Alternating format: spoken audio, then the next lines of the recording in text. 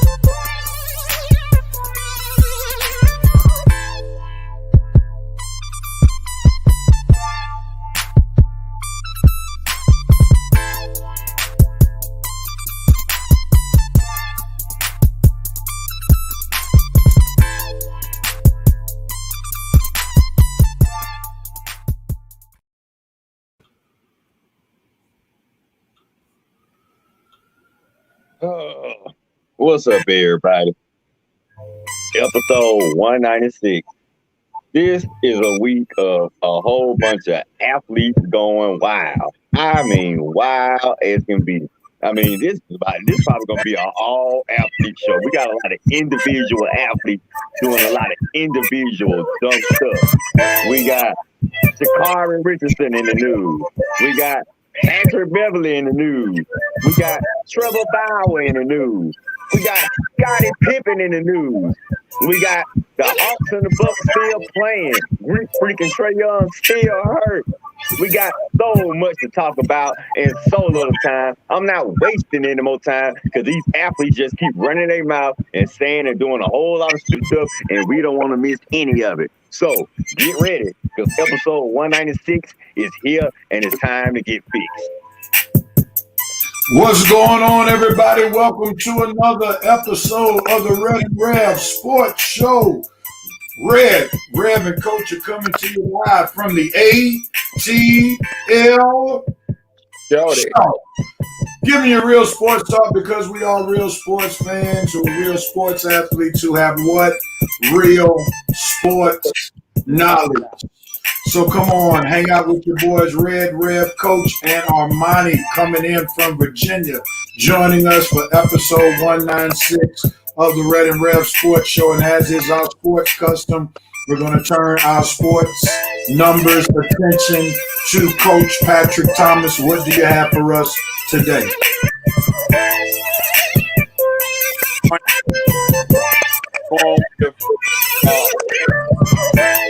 Hold on, Coach. You got some sound problems, brother.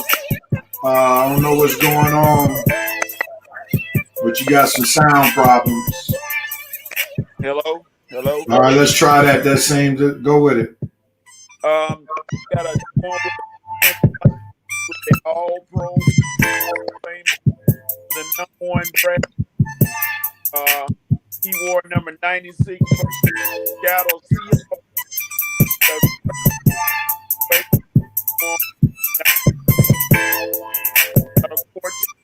Yeah, we're missing half of what you're saying, man. Let's come back to you. Your sound is kind of off, man. We'll come back to you. Try to get your sound straight. All right, we got Coach coming back in just a moment. What is Armani doing? I don't know, man. Are you on a doggone? Are you on a Ferris wheel or something? I don't know what's going on. We're gonna have Armani to down Coach's sound. Come on, and timing up for they to fix these technical problems. Lord mercy! Why wait till the show starts? And we ain't gonna throw him under the bus. Don't throw him under the bus, Red. Come on, man. Let's stay focused. Nevertheless, we're gonna let this show go on real quickly before we press on, and we'll try to see what's up with Coach and Armani in just a moment. Let me just give a shout out real quickly, since we could do that in the interim, to Revenite Nation. They're alive and well. Some of them already began chiming in.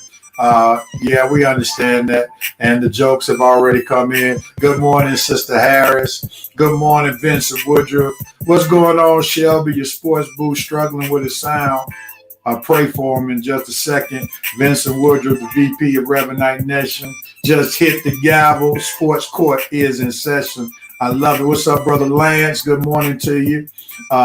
Vincent Woodruff, Cricket Wireless endorsement needs to be renegotiated.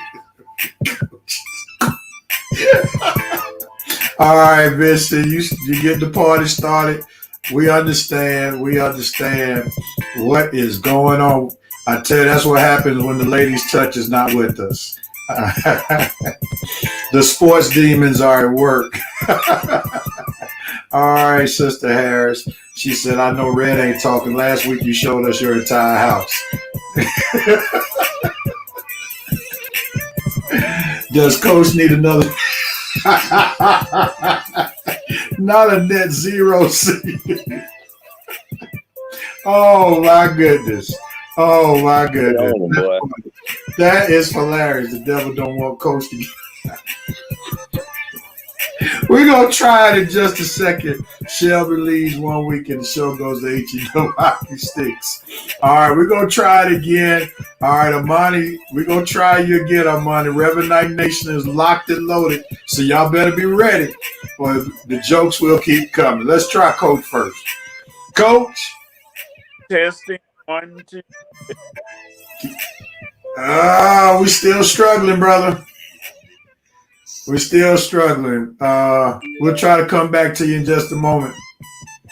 Armani, are you fine? I'm good. Can y'all hear me and see me? Yeah, we can see you. We just need you to lower your camera so your head can be straight, man. Okay. All right, and move it till you so you center. All right. This one was hilarious, though. Just Coach, man, that was, you took me back right there, Lance. That was pretty funny. All right, Coach, we're going to try you one more time, man. If you don't come in strong, we're going to just ask you to change your device. Let's see what we got. Are you ready? Ready. Say it again. Ready. One more time for the Holy Ghost. Ready. All right, give us 196 real quickly. 196 is Cortez Kennedy from the Seattle Seahawks. He was war number 96. He was the first round draft pick of theirs. Passed on the late Cortez Kennedy. All right, we got the majority of it. So we got Cortez Kennedy coming in at 96. Terra used to play for the Seattle Seahawks. He was a bad man. All right, gentlemen, we didn't know we were going to have these technical difficulties, so let's get ready to rock and roll. Shelby said we're going to do a tutorial next week. Vincent Woodruff, what you got for? I'm signing a petition to get that Mississippi muskrat to pick up the pace on that rat wheel generator more time.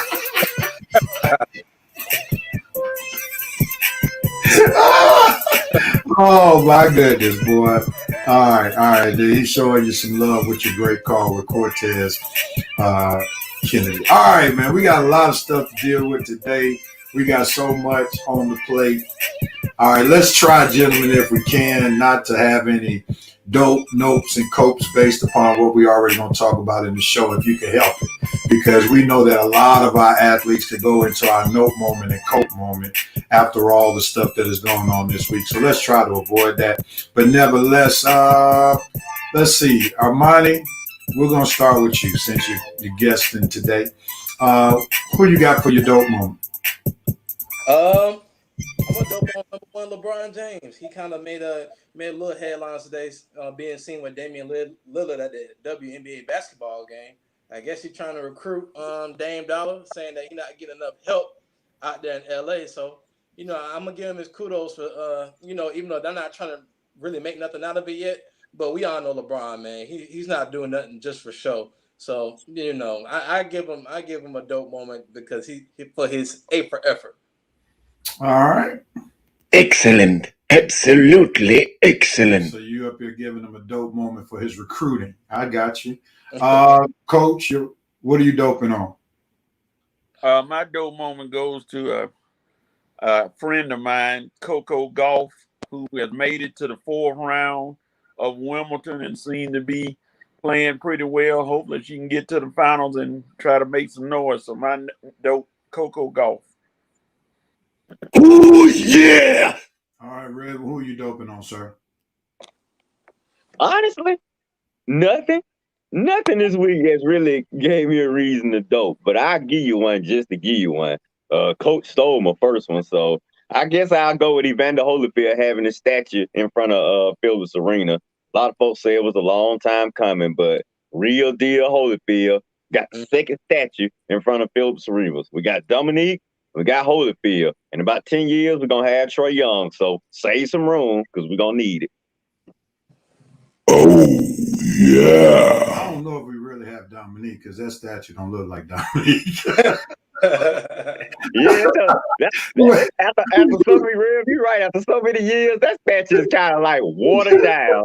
Yeah, they do a good job with that one. No, man, I looked at the Evander Holyfield statue. I said, whoever did Evander surely didn't do Dominique's because that looks like Evander, and that Dominique looks like one of them characters back on.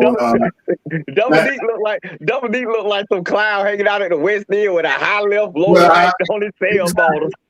He don't even look like he played basketball for the house.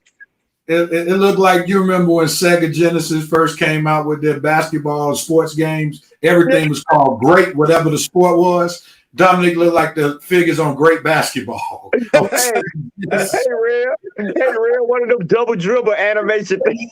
Exactly. They did Dominic wrong, man. Dominic should say, look, man, whoever did Evanders need to redo mine. They need to do a do-over with Dominique's statue. A huge do-over, huge do-over. I'm going to dope on the Atlanta Braves winning 1-0, and it was dope how the Miami Marlins started that hitting Robert Acuna Jr. foolishness, and it just so happened by hitting him, he was the only run that was scored on yesterday, so that the Atlanta Braves won 1-0. It just so happened that Acuna, who was hit by a pitch, was the one who scored the one run in that game. So I'm doping on Robert Acuna Jr. scoring a run after the shenanigans of the Miami Marlins hitting them like they've been doing over the years. Oh, yeah. All right, Coach, what are you noping on?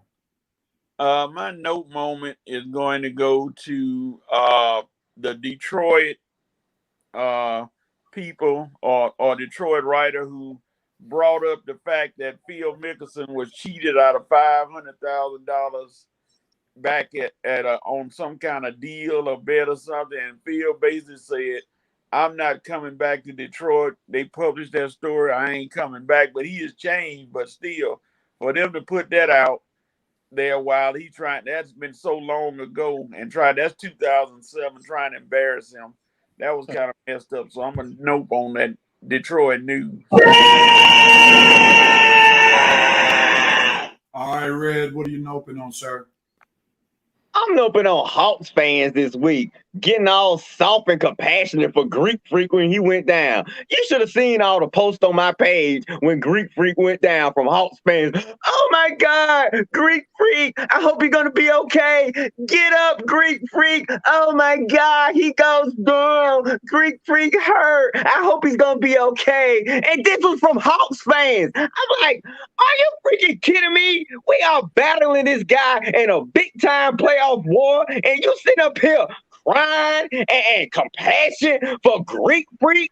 Excuse me, did I hear anybody in the Deer District crying for Trae Young when he got hurt? Not one. Not one person in the Deer District was worried about Trae Young. But, Hawks fans about to have a vigil for old Greek Freak. Rev, like you said before, that's the reason the Atlanta sports not going to win any rings. This town is too compassionate and too soft for its own good. I mean, seriously, while we playing Milwaukee in a doggone playoff round, you sit here worried about Greek Freak's health? Are you kidding me? Get out of here. Oh, come on! Now, real quickly, Red, let me ask you this question. How many Milwaukee Bucks fans do you have as Facebook friends?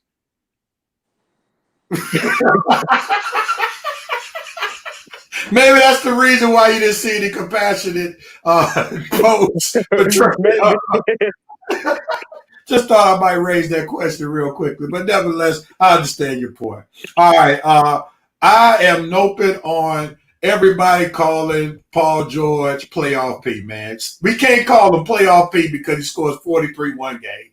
Then he loses a game, only scores 20. Then we call him, then we're going to dismiss the fact that we just called him playoff P, man. Let's just call him Paul George and leave it at that. He is not that dude. He is not a superstar. He is a star, a great Robin, but he's nobody Batman.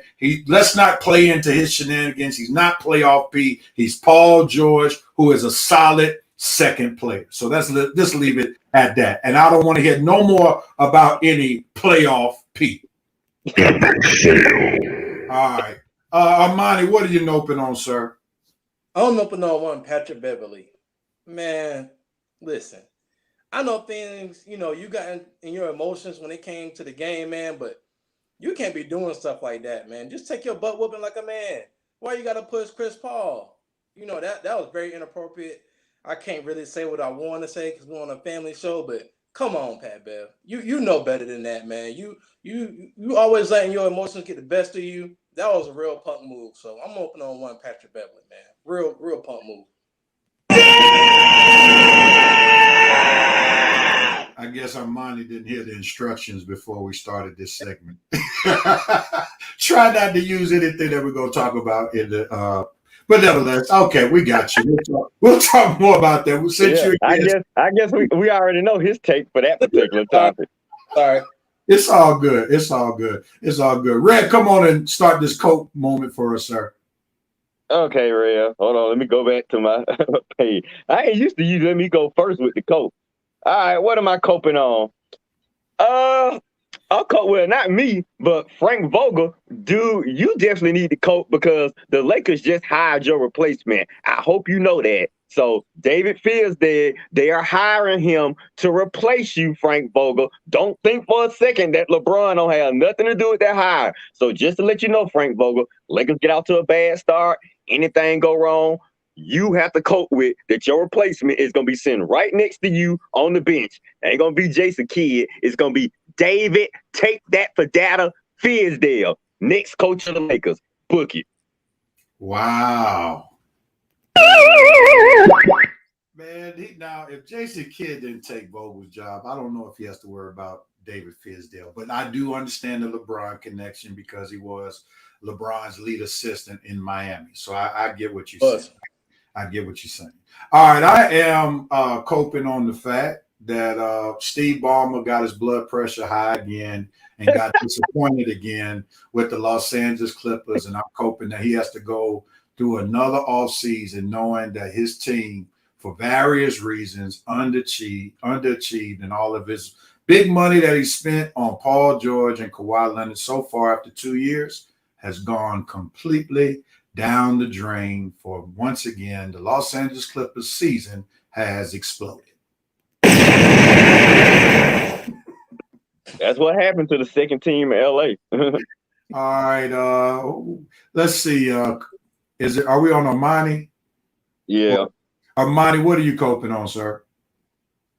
I'm coping on one Scottie Pippen. Yeah.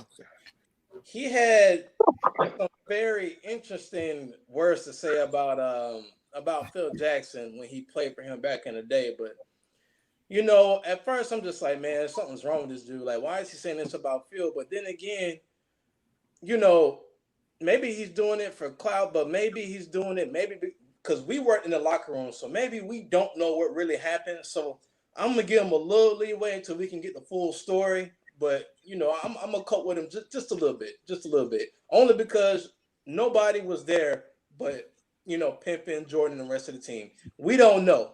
You know, only they know. So you know. I'm gonna let you get it this time. Real, I think we're gonna have to cope with our buddy. Maybe he's not gonna be on the show for the entire hour because he sure is rushing a lot of topics that we plan on talking about specifically onto the dope coach. You didn't give me a list, man. I didn't get a list. I'm sorry. I guess we're gonna mute you when we talk about those two topics. Because what you have given specific, detailed takes on both topics. Oh man. Y'all making man, you funny, man. I didn't know. Oh my goodness. I was looking at Red's face through the screen, and I was like, this time I'm not gonna say anything. I'm gonna let Red do the dirty work this time. But nevertheless, Coach, what are you coping on? Thanks for waking us up, Armani. as we're coping on Armani doing the whole show in the dope coach section. Oh, Go with it, Coach. What you got, man? How do I follow that? I don't even know what to come back with. He's going to stop it. I guess I cope with what people seem to think like is the end of an era in the Williams sisters. They seem that the Williams sisters are going. Venus lost again. Serena got hurt. You know, I had to cope with the end of. It seemed like the Williams sisters' dominance or great play in tennis because it looked like things are happening just when it looked like Serena was gonna run through this thing. She gets hurt, can't play. So I guess we got to cope with that.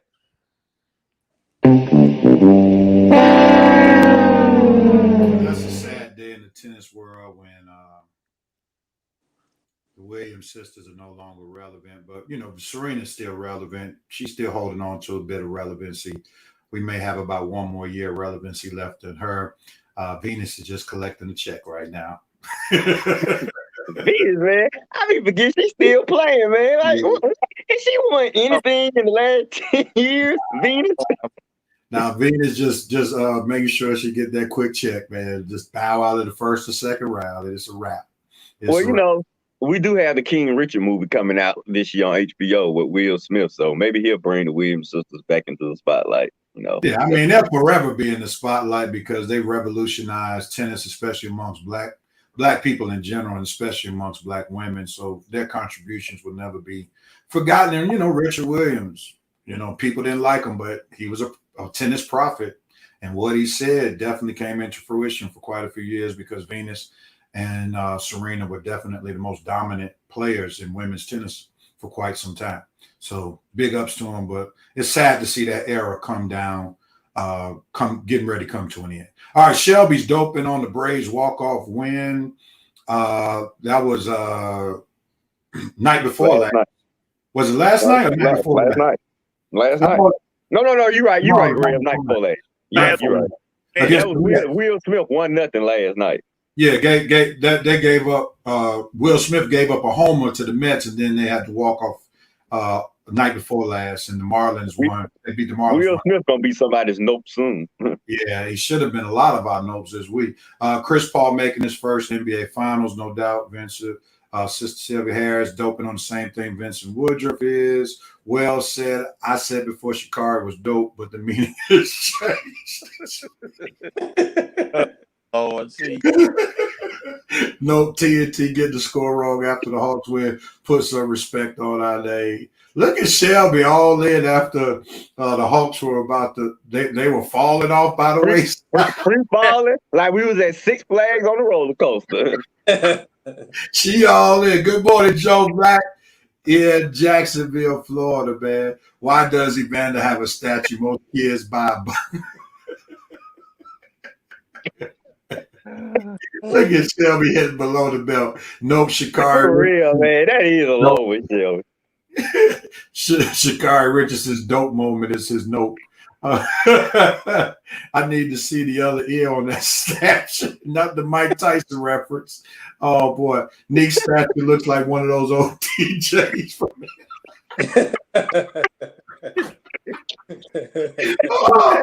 Yo MTV raps. Thomas Holcomb checking in from the Trout, Taunton, and Catfish Clapback contest at local Lake Cody, Georgia. Okay, we have heard of that city. Oh man, what's up, Kelly Kell? Oh man, Sister Harris noping on Leonard spending Kelly Kell back from her Greek Rigel. Leonard spending most of his time in his suite rather than supporting his team on the bench. Let's see, Shelby Scottie Pippen is 15 minutes trying to sell his book. At this point, very sad. What does he gain from this? Red, we don't want to see people hurt. I was one of them. Yeah, you were the main one I was talking to. Just because we have a compassion for others doesn't mean we are a Hawks fan. It's called empathy, Red. That's what but you were talking trash just like I was the other day. Be quiet. Oh man, normally I give Red grief on that take, but he's right. That's the guy that's been killing you. You have to you have to show some heart by being heartless towards the competition. Vincent taking up for his boy. Thomas Holcomb just short and simple. Nope, Patrick Beverly, Lance Copen, the Hawks needing to win the next two games to reach the finals. Here we go. Sister Harris was wondering the same thing. Does Red didn't have any Bucks fans on his page? Vincent Woodruff class move. Don't think the Suns are going to let that go next season. A goon from the Suns bench will take a huge shot at him. Joe Black noping the Hawks making Brooke look like the dream in Game 5. Not our key, the dream, bro. Kelly Nicole coping with Sha'Carri's consequence of not running in the Olympics. Thomas Holcomb coping to the Williams sisters. Y'all had great careers. Don't be the Evander Holyfields of tennis. Shelby amens that. Please don't. Vincent Woodruff coping to yet another instance of systematic inequalities in sports. International Swimming Federation and the Olympics banning the use of swimming caps designed for natural black hair. Alice Deering, I hope that she smokes the competition in spite of this. Yeah, somebody brought that to my attention. That was jacked up for real. Her suspension ends on July 27, which will allow her to compete in the relays, but still big dummy enough said. Talking about Sha'Carri Richardson. Shelby said, Armani, did you miss all the instructions? I didn't get a list. I didn't get a list. See, that means he doesn't look at the promo before we do the show. That's what it's telling. We need you to be a true fan and look at the promos on what to expect. That is clearly racial discrimination. I hope she wins just because. I agree with you. Vincent Woodruff in 1 year and out of the Darlin Lolis Sweeney. All right. Coach did give his probable last week. Then she got hurt. Serena collected $1 billion. She's good. Facts. Oh man, how long have those Williams sisters been the face of women's tennis? Shh, at least a decade and a half. At least a decade and a half. Coping the Chauncey fiasco. Every time a black coach gets ready for an opportunity, their whole pass comes up. Yeah, that's a good point. That was foul, man. All of a sudden, we up here talking about something about what happened to Chauncey Billups back in the 1990s, like 1996. Come on, man. That dude's been a broadcaster. He's been in the league for all that time. And then all of a sudden we're going to start bringing this up? Come on now. That was absolutely ridiculous. Joe Black, you were right on target with that one, brother. Armani throwing the team under the bus. I didn't get the list. You see how our guest stars do us? I'm shut up. Y'all got me. Y'all got it. All right. Well, let's get right into it, gentlemen. Let's get right into it. You know, normally we would be doing all about that. Hold up, Red. You're doing the mannequin challenge right now. Red is frozen, so hopefully he'll bounce back. Got see what happened. God don't like ugly. He was talking about everybody else's technological issues and how I should have been straight. And here he is, frozen like the mannequin challenge.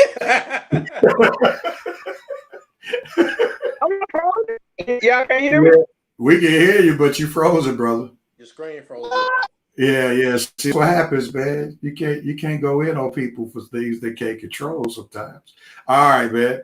But we're gonna move on, and hopefully the freeze frame for Red will lighten up in just a moment. But anyway, normally we would cue the Curtis Blow music, but we know the big topic is Sha'Carri Richardson. Richardson gets suspended. Before we start this particular topic, I just want to share what she said, and many of you all have already heard what she said real quickly. Let's get to what she said. And she said this: "Don't judge me because I am human. I'm you. I just happen to run a little faster." That's what she had to say to everybody who was commenting on her situation. So with that being said, Coach, you are a former coach. And we know about, players doing some certain things that they have no business doing. What are your initial thoughts about her getting suspended for marijuana use? And her win was taken away that would have qualified her to to compete in the Olympics to compete in the Olympics for the 100-yard dash in Tokyo. What are your thoughts? I mean, everybody's talking about she did marijuana in Oregon where it's legal. Basically, people, the IOC, International Olympic Committee, has marijuana on its banned list. She smoked it. They test. Serena said before, they test you at any time. They can come to your door at 1 a.m. All you're going to see is a cup come through the door. You get tested at any time. She got tested. She failed. And she failed herself and failed others who wanted to see her by doing it. And, somebody said, well, she used it to cope with her mother died. Okay, maybe. But if you know something is banned and you're not supposed to use it, don't use it. It's common sense. It's not a difficult thing. I know people try to get sympathy for, but you can't get sympathy for a dumb move. I can't in all honesty feel sorry for her. Knowing if she didn't know it was on there, okay, but she knew. So and you do it anyway, that means you're trying to break the rules. And the rules ain't gonna change for you. Nuh-uh. So that's it. End of story. She missed out. Like I said, hopefully the 30-day suspension will be up. She'll be able to come back and run in the relay if they let her go. They pick her to the team, and that's it. So feel bad for her, but she's only 21.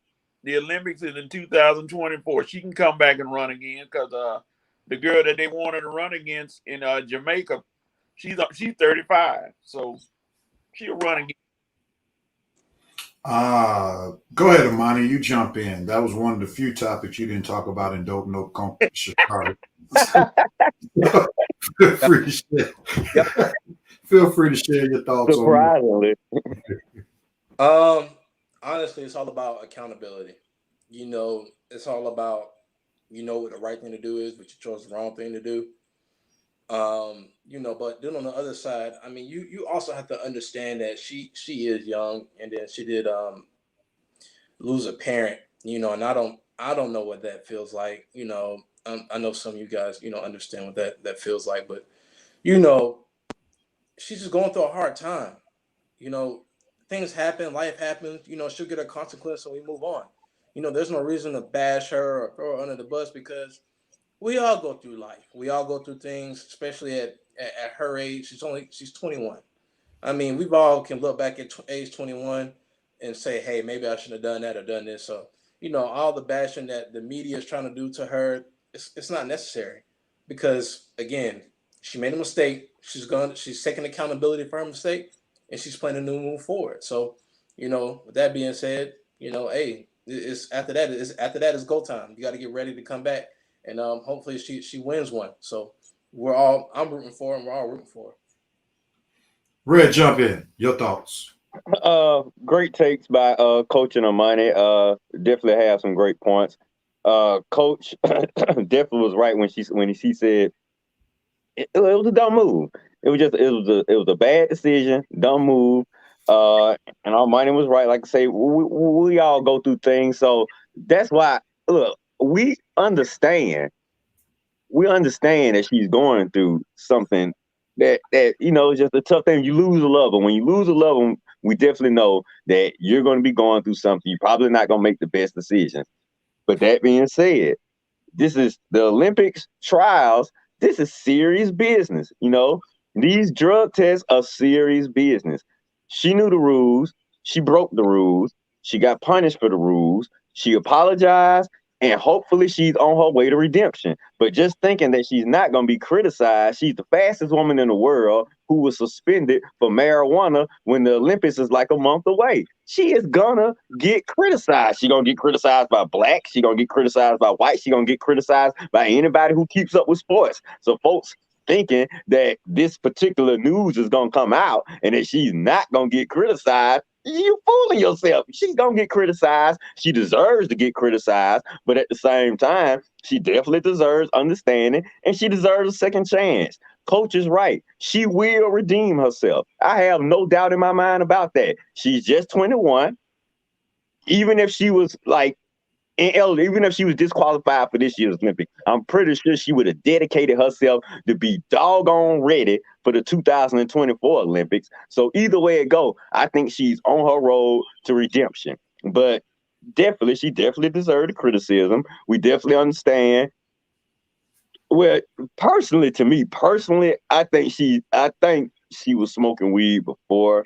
Now, the loss of a loved one is kind of convenient that you can use that as a reason. But personally, I think she was smoking before, and she just used that particular incident as to give an excuse why she was busted. Personally, she should have just came out and said, I did wrong. I got caught. I don't have any excuses. Yes, I'm dealing with something in my life right now, but still, that is no excuse. I was wrong, and I deserve punishment. Simple as that. I mean, as long as you're accountable, you're good. But like I say, I think she's on the road to redemption. And hopefully we'll see. Hopefully she's probably not going to be able to race in the 100 relay, but I think she's going to be able to race in some event. And hopefully she'll learn from this particular mistake and going forward. Let me chime in real quickly. I think all of you all make good points. Yes, what she did was wrong. To other people's points, such as Kelly, who posted it first, and then Red shared it as well. Let's not get it twisted. This was not her first time using weed. Like Red said, it was very convenient to use it. We're told not to judge a book by its cover, but I'm in pastoral care. I'm a pastor by trade. And you could just tell there are certain things that she has struggled with, and you don't even have to know it. You could just see just by her appearance. You know, some folk want to pass it off as being artistic and expressive. No, if you look at it from a psychological perspective, there are things that people do when they don't have the support system that they need to be able to articulate certain things, their struggles, their troubles, and so forth and so on. This is why sometimes people resort to doing certain things to their bodies and stuff like that. So she has struggled she's been struggling for quite some time. She's just a talented runner who is an Olympic worthy. But there's some deeper things that need to be teased out. The mother thing may be one thing, and who knows, there may be some systemic issues that she had with her mother, her family, that, you know, caused her to, you know, want to cope using weed. But I'm sure that she's coped using weed in some other cases as well, or maybe even done it recreation. But I'm not there to judge. I just know it's not her first time using weed, and all of a sudden, oh, my mama's gone. Let me start smoking weed. I don't think that's the case at all. But nevertheless, redemption is available. I do think we as Black people have to be careful, because let's not try to act like what she didn't do wasn't wrong. It was flat wrong. And we got to learn how to pick our battles. She has to pay consequences for actions. All right. So let's not act like, you know, she didn't do anything wrong because some states have deemed marijuana use to be legal. That's not what the ILC has deemed. And she knew that. And she still decided to do what she did. It's wrong. So telling us about what states have put as it to be legal, that don't mean a hill of beans, because she's not running. The Olympics is not just centered in Oregon, in Washington, D.C., in Washington, where marijuana use is legalized. This is an international thing, and they deemed it as a performance enhancing drug. So what she did was wrong. I do appreciate her taking it on the chin, acknowledging her wrong. I don't know, you know, the whole don't judge me piece, just acknowledge you're wrong and just keep it moving, you know, because that's kind of dismissing what you just did, talking about don't judge me. Just as long as you atone, I did wrong, just keep it moving. And, you know, people will find a chance to say and want your redemption. But I hope that she's able to run. And I hope she gets another chance. And I hope that she gets some counseling. That's the main thing. I care more about her getting counseling than I do her winning a gold medal in Tokyo in any race. Because the bottom line is their issues are well beyond the Olympics that she needs to deal with. And that's what's most important, that she gets better as a person rather than winning a gold for America in Tokyo. That's the bigger thing. All right. Anybody else want to chime in before we move on? Rev, I agree. Like I say, it's good points, and I hope, like I say, I believe she'll redeem herself with all this scrutiny she's getting for this particular mistake. Yeah, she probably not gonna be thinking about smoking no time soon. And I think you're right. I think she definitely counselor. Well, I think she's required to see a counselor now, because of the deal she made regarding the 30-day suspension. I think they're mandating that she seeks counseling. So hopefully, I hope everything work out. This girl's the fastest woman in the world. We want it to work out. We're disappointed that we're not going to be able to see her in the 100-meter relay, which is what we all were waiting for. So, like I say, I hope she redeems herself, and I can't wait to see her rise up after she fell down. I can't wait to see her get back up. Red, Vincent Woodruff put this. Is this true? Is this true? Is this true? What's that? You wouldn't screw up your Olympic opportunity. You would tell your dealer, wait till I get back today. Did you see my response? I gave him a response. You better believe it, brother. Okay. All right, I'm not gonna post your response because you say, yeah, you better. Yeah. Oh, yes, I will. But you can't look. You cannot mess up an opportunity like this, Red. This is the Olympics. The Olympics. I stopped smoking to stay out of jail. You can't stop smoking for fame and fortune. Come on now, girl. no excuse, man. No excuse. And like I posted yesterday, I'm like Snoop Doggy Dogg. And the fact that I'm telling her she was wrong, the fact that me, Red, telling Sha'Carri that she was wrong should let you know she's obviously doing something. She definitely made a bad decision. All right, Coach, you have dealt with this real quickly. I see Kelly has some strong opinions, and she's a teacher, so she kind of understands how young people operate. I want to go back to what she says.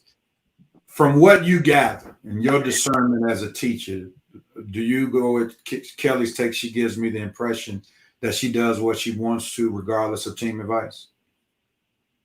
I mean, I hope not. You know, that could be true, but I hope that she, like I said, her grandmother and other fellow track and field people cover her and try to help her with her life. If that's the case, I don't think she seems like she just that disrespectful. I wouldn't go that far. I haven't seen enough of her. But the thing is, fool me once, shame on you. Fool me twice, shame on me. If you do it again, then obviously, you know, hey, you show your true colors. I'll give you the benefit of the doubt right now. And then plus, I think they got the world track and field. This world event in October that she can still run the 100 in. So she's going to get another chance to run. But, you know, I hope her redemption story has a good turn and we don't see another Josh Gordon type incident. Yeah, Ooh, boy, if we see Josh Gordon, oh my God, we're gonna have to come back and have another debate on this, because that means something went way wrong with her redemption story. well, I'm gonna say this just from what I'm discerning. I wouldn't necessarily say Kelly's take is far fetched. I mean, her look is her own look, and it's a very unique look. And I could imagine there were a lot of people who probably share with her, you know, look, you need to watch this, that, and the third. And she does her own thing through the hair, through the eyelashes, through the tats, and so forth and so on. So I wouldn't necessarily say Kelly's take is far fetched. I actually, because let's be honest, Coach, we know of many star athletes, especially in high school, who were pushed through. Coaches didn't say nothing because they were just such a great talent. Yeah. And they knew that particular player would help them win a championship and help their career to go to higher heights. So they don't really reprimand the particular players. And sometimes that hurts them long term. Matter of fact, I'll give you a prime example. And Red will remember this player who used to play for his Lakers, who came from Atlanta. There was a young guy named Javoris Crittenton. Oh, yes, sir. Southwest Atlanta Christian Academy. Two guns, baby. He went to two guns. He went to Southwest Middle School, Mays High School, where I went to school, where Red graduated from, where I coached. Southwest is now Gene Childs Young. That is the feeder school to Mays High, the primary middle school. So I was coaching basketball at the time. He was in 8th grade at Gene Childs Young. Coach Mack and I, who was the head coach, I was the assistant head coach, went to his game. And we saw everything that we needed to see to know that we did not want him to come to Mays High School. We saw people that were around him. We saw all the people that enabled him. And we knew that if he came to Mays High School, he would be a problem. And we were so grateful that he did not come to Mays. He didn't come to Mays. We still won 2 state championships. But we saw the handwriting that was on the wall. And eventually, once he got into the league, his lack of character showed up, and he did not stay in the league long enough. He's been in prison more than he's been in the league. And we have to remember this quote, and this is what has helped me even in my ministry. It says, sometimes your gifts can take you to places that your character can't keep you. That's important for people to understand. Character matters. And I pray that Sha'Carri has the character that will, or obtain the character that will allow her to be able to benefit off of her track gifts, because she is a very talented runner. And it would be a shame if her character prevents her from being one of the greatest Olympians ever to do it in track and field. Rev, when you said that, I just went to Wikipedia on Javaris Crittenton. You won't believe what they say. They said Javaris Cortez Crittenton is an American former professional basketball player and convicted murderer. God. Yep. Unbelievable. Yep. Convicted murderer. Well, he on Ray Caruth territory now, man. Yep. I feel sorry for him. That's how they lead your Wikipedia off. Good grief. And see, that's why high school coaches, AAU coaches now, they need to be held accountable, because it's not enough to let these kids just keep running through, do whatever they want to do, because eventually it's going to fail them. And you got to shut some things down, even if you got to run the risk of losing a particular player. I'm sure Sha'Carri was the fastest thing wherever she was, where she was running, and nobody was going to mess with her. But sometimes you got to pull them to the side and say, look, I'm here for your future and not your now, because you're going to be a person a lot longer than you're going to be a world-class athlete. And we got to make sure that you are a person first. And one of the things that I appreciate most after being a coach, I coached for 7 years at Mays High School, championship winning coach. Unfortunately, coach can't say the same thing. But Real, come on, that was a low blow. One of the things I will say is this. One of my greatest joys is when I come across my former players and they thank us more for teaching them values than we did helping them win 2 state championships. That's the biggest thing that I appreciate. They said, Coach, now we understand why y'all were so hard on us. Yep. Because you cared about us being people more than you did care about us being players. And I'm so thankful. I'm so thankful for that. All right. Rev. It's a little dude that's up here from Hampton, Virginia. I can probably throw a rock and hit his high school from my house, named Allen Iverson. And that's kind of, she gives me that kind of vibe. You know, I'm not saying that she's a bad person, but Allen Iverson's talents took him further than his character ever would have. So, you know, that's the kind of vibe I get from her. But I hope she should be. I think she'll be okay. She'll learn from the mistake and she'll move on from it. And I just hope that she gets a good supporting cast. You know, I just really hope, like a person, you know, who would be helpful in this type of season. Someone like Jackie Joyner-Kersee would be wonderful, you know, to be able to pull the young girl aside, Gail Devers, those kind of track stars who were elite athletes who won Olympic gold. Those are where we need the village, if you will, the elders. And I think that's one of the things that we've gone away from in the Black community in particular. We do not entrust ourselves to learn from the elders anymore.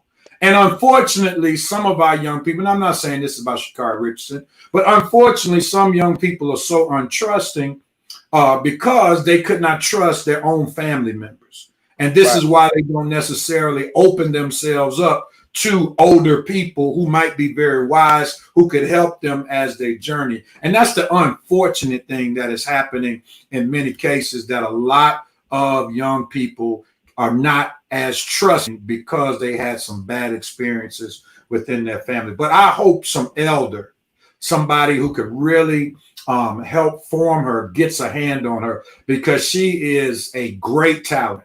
And we would hate to say she's one of the would've, could've, but didn't people. And we don't want that. And see, I have to go back to Crittenton, because just looking at his file, this is a dope note cope in itself. Just looking at him, they talked about when he left high school, he had a 3.5 GPA in high school, member of the FBLA and Senior Beta Club. But just like you just said, Rev, the leadership or the guidance that he needed, swoosh, went way out the window. Soon as he got in the NBA, he joined the Crips when he joined the Lakers. I'm like, who is talking to you? Who is by you? And who is near you trying to guide you? And like you said, with her, catch her now before she something else happens. Catch her now. And so, she she got that road, that split in the road where she can go one way, she can go the other way. Catch her now before she picked the wrong way, and that marvelous track career that everybody talking about gets blown up. No doubt about it. No doubt about it. Let's switch gears real quick. Quickly. And because we're almost at the brink of halftime, I'm gonna pull up a basketball issue real quickly. I'm not gonna cue the Curtis Blow music, but let's get right into Scottie Pippen. All right, real quick. Let's go right into Scottie Pippen. We can insert him in right now. Armani, you've already gave your take on this. So what you want me to do? Remove him like that? So he can't it's okay, Real. You can bring him back. It's okay. All right.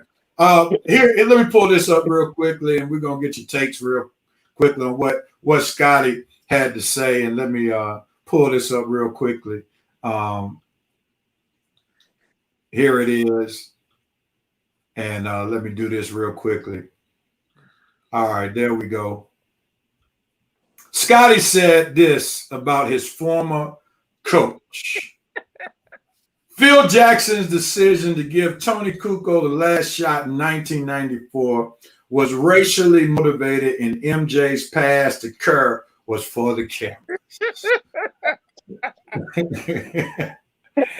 I want y'all to stick with that for just a moment.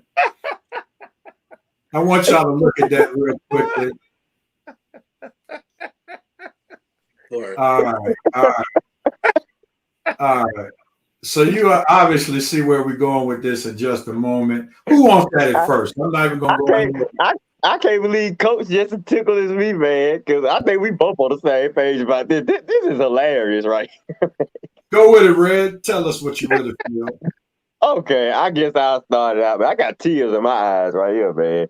Pippen, dude, I mean, how lame can you be, man? I mean, seriously, man. I mean, now all of a sudden, Phil Jackson is a member of the KKK. All of a sudden, his coaching decisions are racially motivated. All of a sudden, Jordan needs to seek attention from the cameras.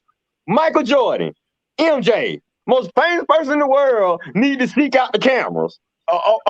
Okay, Scottie. Okay, dude, Real, look, Scottie, we all know you're trying to sell a book, dude, but you are taking selling your soul to the devil for $1 to a whole new level, man. I mean, seriously, dude. I mean, where do you make this stuff up, man? And even if it was true, you've been sitting on this for what, 30 years? You thought your former coach, Phil Jackson, was a racist, and you wait, 30 years to tell us? You thought the play that Tony Kukoc was called for was a racially motivated play, and you wait 30 years to tell us? Wow, I guess it wasn't that big of a deal to you then, Pippen. Look, man, we all know this is a bunch of BS. Pippen, look, if you're trying to take the little shame away from you quitting on your team and not going back into a playoff game, if you're trying to take that away, dude, not only did you fail, you have bought that in a much bigger light than it was before you opened your mouth. Now we ain't gonna ever forget about you quitting on your team again. Thanks for reminding us, Scottie, what a quitter you were. Look, everybody, this is Scottie feeling shamed over MJ's The Last Dance, feeling shamed over his own bad decisions, and now somebody made a dumb decision to give him a book deal, and now he think he's just gonna go back in his career and go back in his life and find every situation that looked bad for him and try to turn it around on other folks. It ain't working, Scottie. We not buying it. You're still robbing, and if you keep talking, we're gonna look at you as Alfred, okay? Stop it, Scottie. Just stop it, okay? Because you're making yourself look so bad, dude. I mean, like I said before, how lame can you get? Next.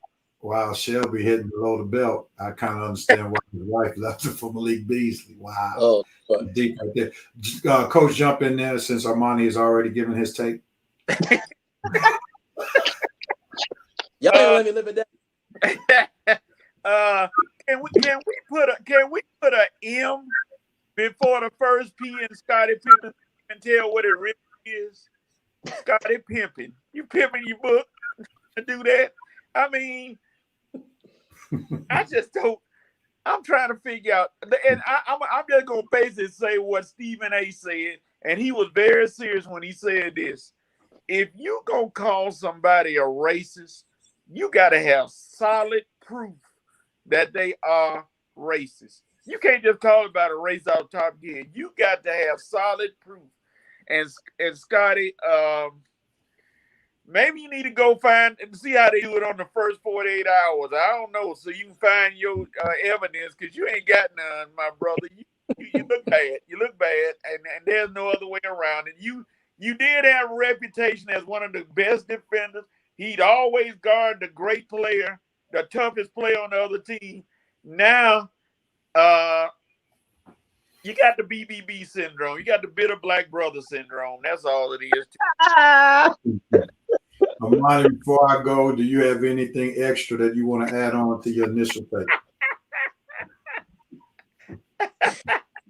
Oh man, y'all gonna leave me alone? No, but anyway, it didn't dawn on me that he was writing a book. Goodness, he's definitely clout chasing for that book. So I mean, yeah, that's he's kind of being far fetched with it. I tried to give him the benefit of the doubt, but oh my goodness, Scotty, you gotta have something. You lost for words because you already covered you. You had a loss. You try to find something extra to say. You said it all during your note moment. So we'll go ahead. Go ahead, man. Go ahead, man. Go ahead. Shelby said Armani gets to go twice. Let me just say this, Scotty. This is a problem where you just throw around the word being a racist loosely. That is very unfair to Phil Jackson. Obviously, you just like a clown. If everybody remembers, you were not on fire that game when Phil Jackson called that play for Tony Kukoc. And the reality is Tony Kukoc was known to make more clutch shots down the stretch than Scottie Pippen. Scottie Pippen was a great defender. You know, he was a great point forward. If you needed a defensive stop, Scottie was your guy. But I don't ever remember Scottie being the one to be drawing up plays to get buckets. He was not a bucket getter. He was a slasher. You know, he would run the break real well. But in terms of just being a pure shooter where you need a shot to go in, Scottie, you wasn't that dude. And people who know the game, who watch the Bulls, they know that Tony Kukoc was pure from the outside and he had a better shot. And if you're going to have a last-second shot, you're going to call a play for Tony Kukoc more than Scottie Pippen. So I'm going to say this. Every dollar doesn't make sense. And to sell your soul for a book is absolutely ridiculous, because your book may sell, if it sells at all, for a short season, but your reputation you'll have to hold on for a lifetime. And you just ruined your reputation because people now won't take you seriously, and you might mess around and lose opportunities that you had prior to this meltdown. And Jerome's case was clear. You have truly not bounced back after KD hit you below the belt, because the stuff that you're saying is just absolutely stupid. So I don't foresee seeing Scottie Pippen on the ESPN's Jump anytime soon, because they don't want to be connected with that foolishness. Oh, you know, and he owes Phil Jackson an apology. Ain't no text. You made a public accusation. You need to make a public apology to Phil Jackson, because I don't know anyone in New York, Chicago, New York, where he played basketball for the Knicks back in the 70s and was the GM for a while. The Lakers he coached for several years, and the Bulls. I don't know anybody who would validate him being a racist. So, Scotty, you really overplayed your hand, and you're about to lose the game, brother. And Rev, this makes so bad. Phil Jackson is revered. Most of the NBA players that revere Phil Jackson are black players. I mean, have you ever heard any NBA player, with the exception of Scotty, his own player, say anything about Phil Jackson? If Phil Jackson was available right now and in his prime, how many top NBA players, black NBA players, would suggest Phil be the coach of their team?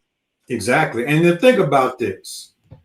How in the world could Phil Jackson coach three of the greatest players ever to play the game and be a racist?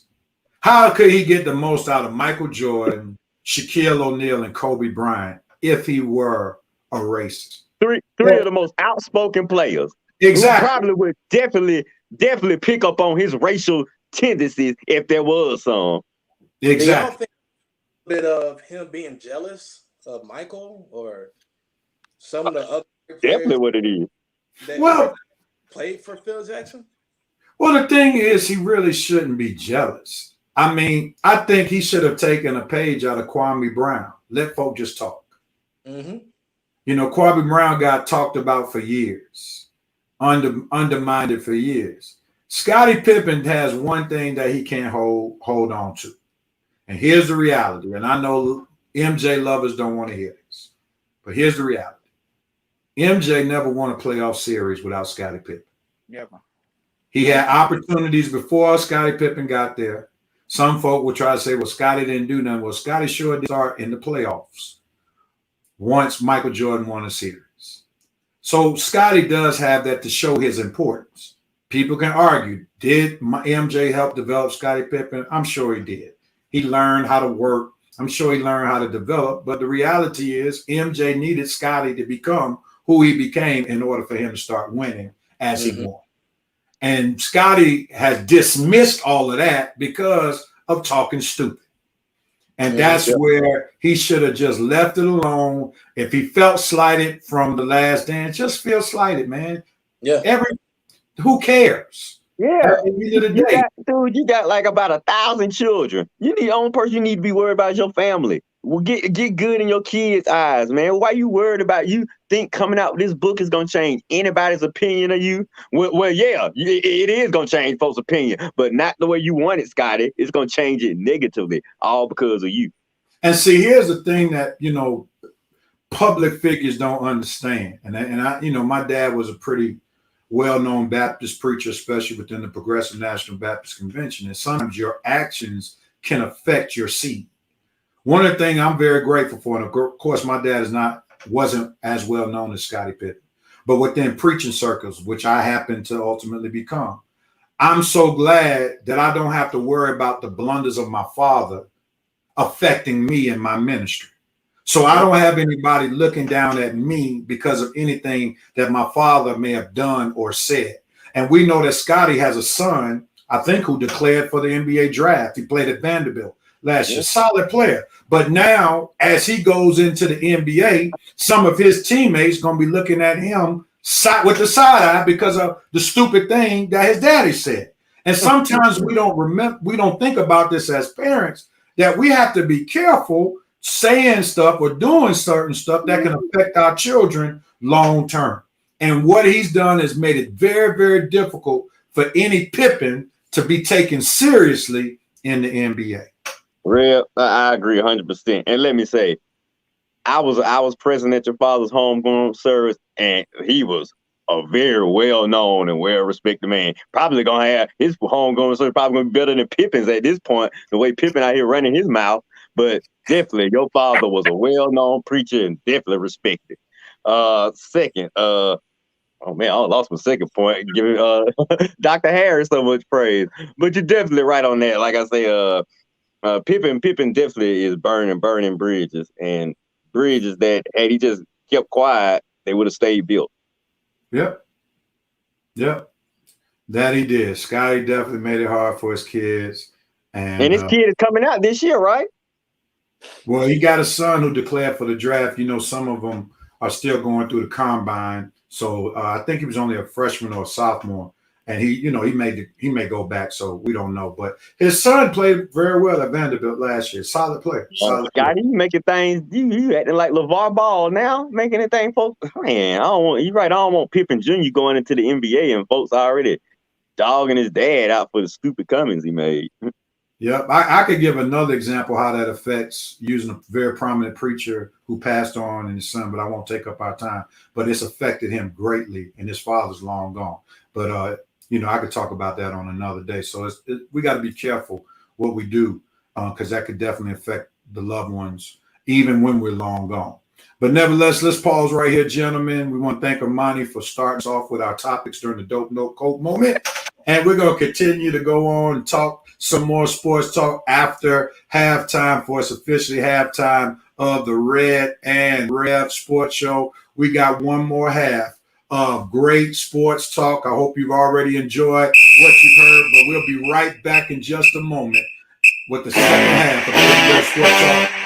Red Rev Sports Talk show with Coach and Armani joining us today. Look forward to it. Eastern Conference Finals talk, Suns talk, NCAA fan athletes talk. It's on the way. Stay tuned. We'll be back.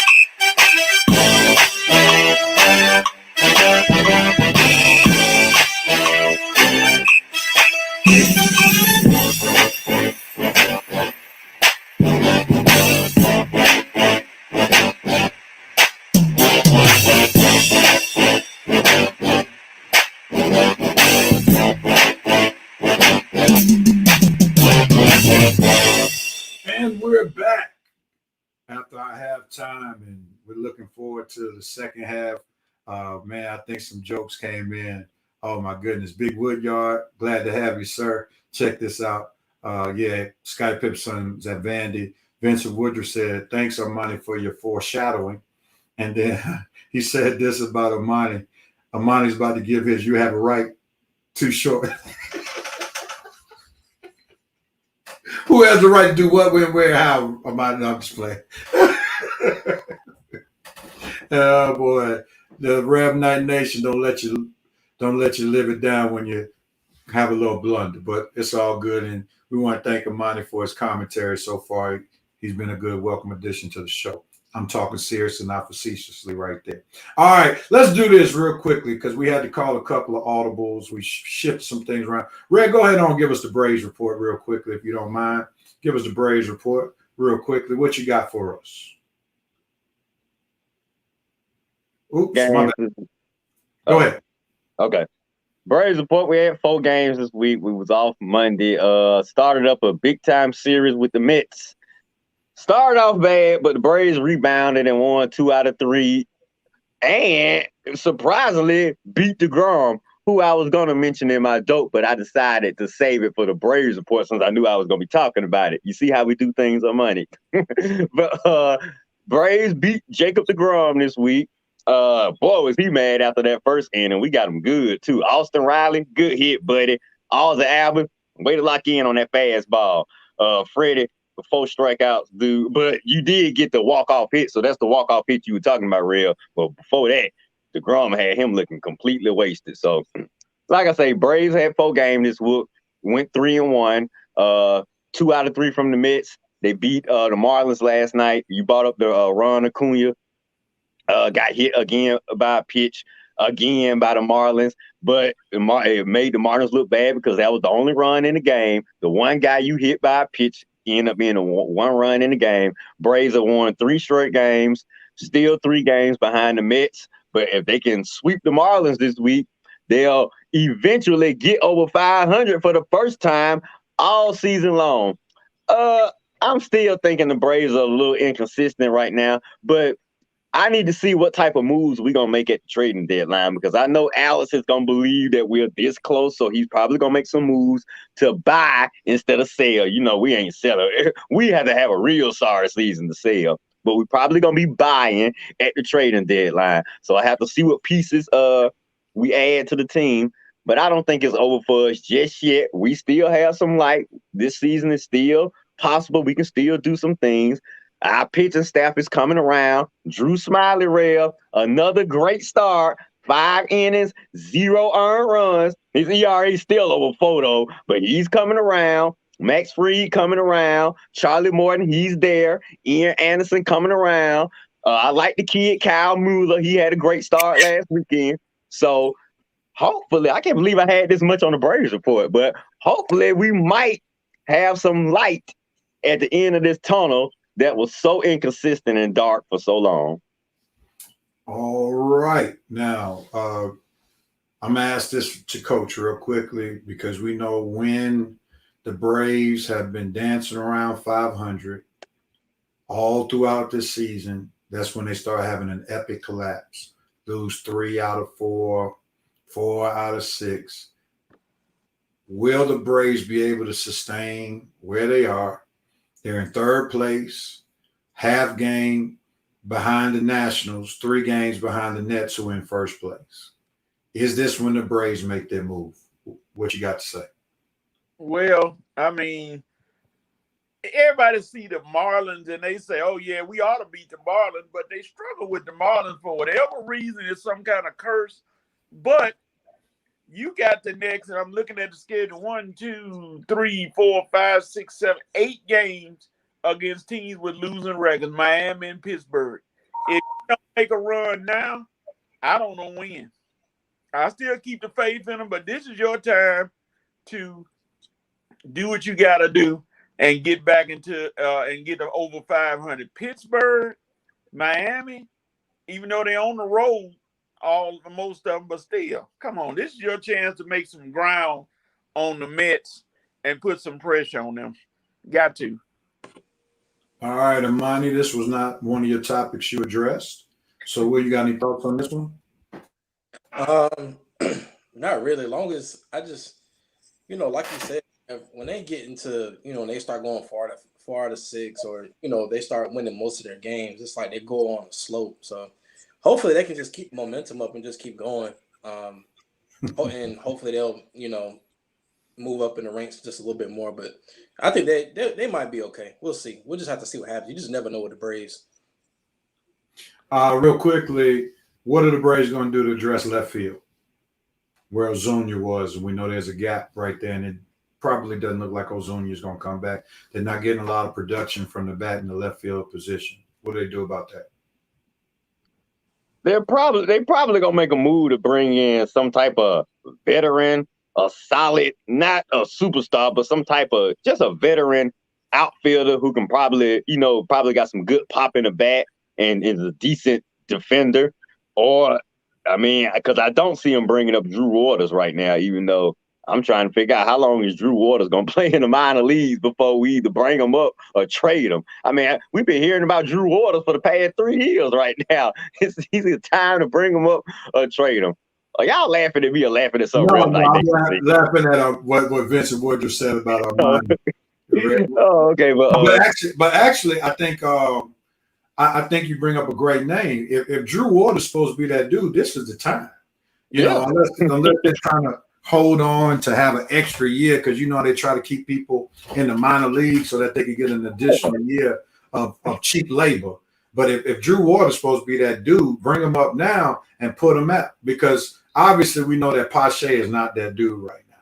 Yeah, Alexa just asked, where's Christian Pache? Probably somewhere in the minor leagues working on his bat, because he can't hit where I don't know what. His defense is solid, but dude bat does not fit. He does not fit in our line of Braves. You got to have people with the lineup we doing, with the way we building the team now. You got to have solid hitters, and Drew Pache is a great defender, but he is nowhere near a solid hitter. So I don't see. Did you just combine the two players? You call him Drew Pache? Yeah, you just called Like you combine the Drew Waters and Pache, you trying to make them one player? They're two I separate people. hope I did. I hope I did. I can't remember. I hope I did because that's gonna get Rev Night Nation something. I don't know. Okay, Christian Pache. Christian Pache does not fit the Braves lineup of solid defenders and good hitters. Drew Waters does. I think we need to be looking for a trade partner for Christian Pache. That's just my personal opinion. I don't think his value is high enough to really get true value. So I think the Braves would probably want to hold on to him to see if that bat comes around and trade him once he gets some good value, unless they keep him themselves once if his bat ever comes around. So we'll see. We'll see. All right, let's switch gears real quickly. And we know that there was a big issue that came about Trevor Bauer troubles, that top free agent pitcher signed by the Los Angeles Dodgers. Let me just pull this up real quickly so that we can see what was brought forth. Los Angeles Dodgers, Trevor Bauer placed on 7-day administrative leave amid sexual assault allegations. And part of the allegations that were talked about was that he did participate in consensual sex with a woman, but the woman has made the allegations that while they were engaged in having sex, dude was punching her and abusing her. So that was some of that, I guess, rough intimacy that he was bringing to the table, and therefore she reported him. Should the Dodgers be very much concerned about this? And did the Dodgers drop the ball in not addressing this? Some news reports are calling the Dodgers cowards because they waited for the Los Angeles Dodgers. For Major League Baseball to do something to Trevor Bauer by suspending him before they did anything or said anything. Any thoughts about that? Coach, you want to go in on this first? Armani looked like he was ready to say something. So Armani, okay. Go ahead, Armani. Well, especially when you talk about something as sensitive as sexual assault or sexual harassment, you have to get all the facts first. So, with that being said, it's a fine line between pain and pleasure. So, they wanted to make sure they got all the facts right before they, came out with the news. But, I think they're handling it like any organization maybe would have handled it. However, because it's just a sensitive subject. You put him on 7 days leave. If he is, guilty of it, then okay, you let him go from the team or whatever. But yeah, I think they're handling it as best as they can while they're still gathering all the facts. Okay. Coach, you want to jump in? Armani, I was just I'm grabbing at you saying it's a fine line between pain and pleasure. Okay, yeah. You're right.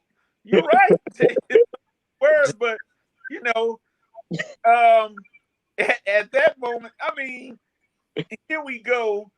It's that line you draw. Could she be making it up just to be because she mad because he don't want her or something like that, or is it true? And like you said, at this point, you just gotta tell Trevor Bauer step away from baseball.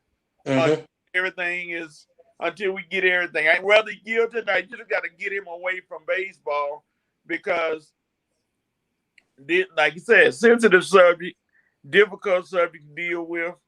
Just like with Ozuna, when he allegedly choked his, did whatever. You got to let him step away and get everything straight.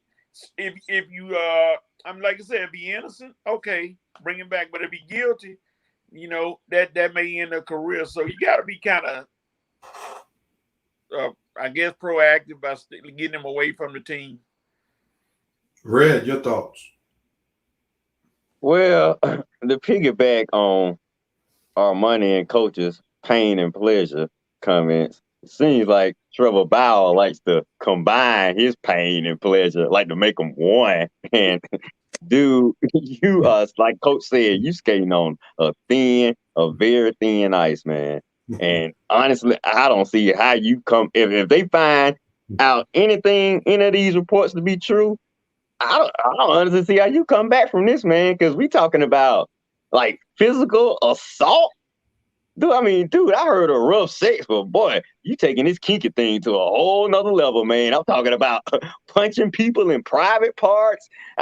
Choking. Headlocks. Lord have mercy. What you doing? Going for belts and pulling them up on people, turning, making nooses or something? What's going on here, man? Are you having sex or wrestling? So I don't know what's going on, Trevor Bauer, but coach, let me just say this.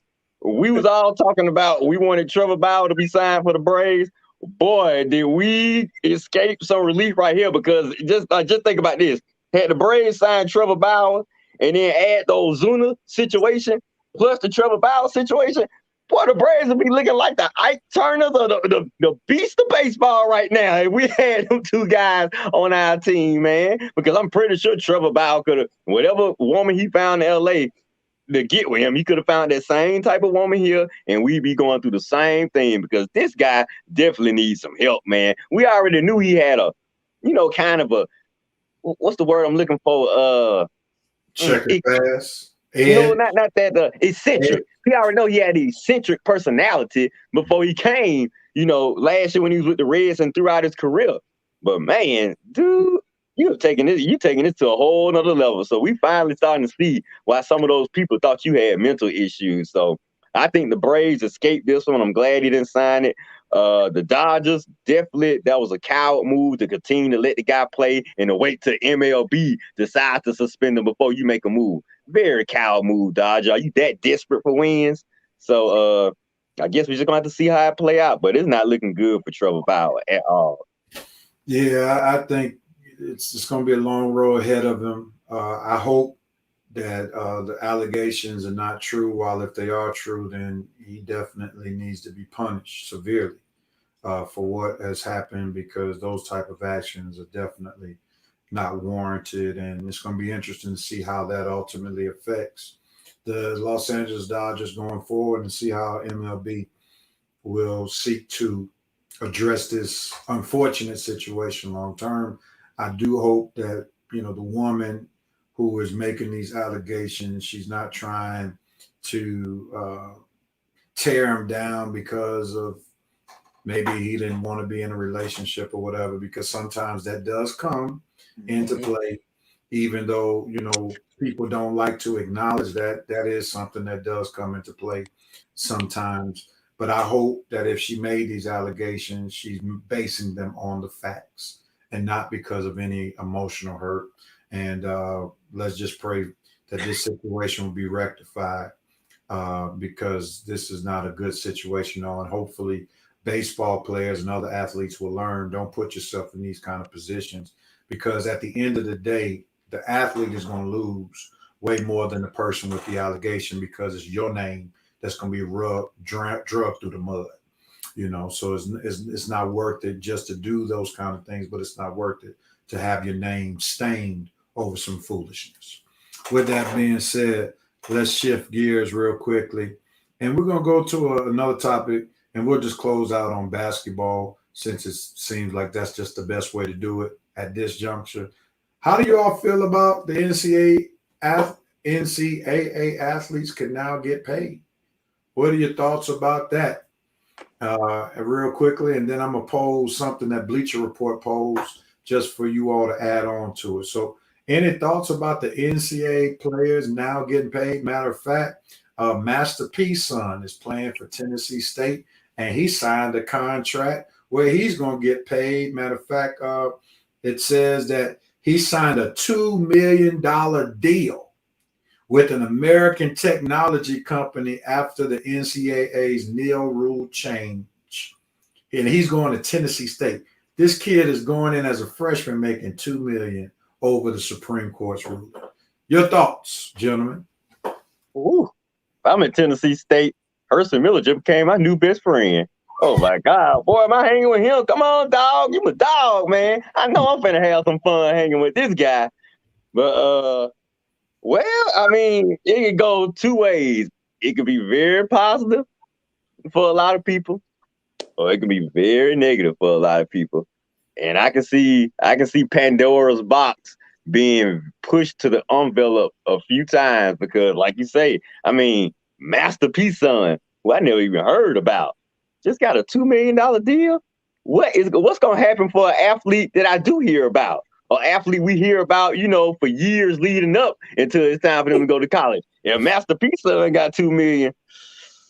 Like they just said, like Real Night Nation just said, cha-ching for a lot of athletes. Cha-ching for a lot of athletes who probably ain't gonna even deserve it. Cha-ching for a lot of money being wasted, like I say. And if you think that Javaris Crittenton situation was bad, cha-ching, like I say, we're about to enter a whole new realm of sports. Because it's gonna be some athletes who don't deserve it, who gonna get paid, and gonna be out here squandering that money, doing a bunch of dumb stuff. And then you're going to have the NCAA folks coming back to the table saying, see, that's why you should have gave them no money to begin with. That's why you should have let them focus on education. So, look, just be prepared because we're going to have a lot more debates and a lot more stories on this particular decision in the coming months, weeks, and years. So be prepared, fellas. This is what we wanted, and now we got it. All right, who wants at it next? Give Reggie Bush back his trophy. Nah, it's time. Give him back his trophy, God dog. And he did what he did. It didn't affect him on the field. Give him his trophy back. But Kelly, I know Kelly gonna be happy because when they the trivia, the first person to sign a deal was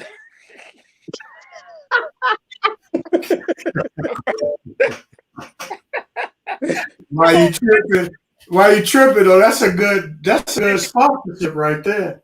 Yeah. Hey, Dollar Tree got money, Vince. Yeah, the first person to sign a deal with somebody was from Jackson State. A young man signed a deal, so he'll be down in the trip at the signing. But Vincent made a good point. Some people kids may worry more, and Fed, I think, alluded to, may worry more about money than playing. So now you got to see. And everybody, I hope all these kids don't understand. Everybody not gonna get a deal. I hope they understand that. You second string kicker, you ain't gonna get no deal. So you can try. I don't know if anybody gonna endorse you, but it's gonna be interesting to see how. What you mean, Kelly? What I'm trying? Why am I trying it? I ain't trying nothing. I gave him props. He was the first person. Yeah, he was. Kelly, that's a fact. A guy from Jackson State was the first one to sign a deal. He actually signed a deal with some barbershop, I believe. Yeah. If memory serves me correctly. Yeah. Now the $1 million handshakes can be legit now. They ain't got to do a little under the table handshake. They can go right and give it to him. Here, son. Won the game. Twin Nation ready for you, Mississippi Valley State. They ready for you, sir. Kimberly, I gave him props. I didn't say it was anything wrong with it. I say he's gonna be the answer to the trivia question. Who was the first person to get paid? Kimberly on coach. Kelly don't bought out her twin now. You're in trouble. To come and regulate. Now I'm a defend coach. He was giving y'all a shout out that the young man who plays on the football team for Jackson State became the first player to sign a deal. So he's giving y'all credit. He's not throwing shade. He's giving y'all credit. So I'm gonna come to his defense right now. Thomas, please. Yeah, he's talking about Red Rev Sports Advisors. Will Georgia Tech have anybody? Now that's the shade right there, Kelly. That's the shade. That's the shade right there, Kelly. Allow me to answer, Joseph. One word. No. Yeah. Armani, your thoughts on this, sir?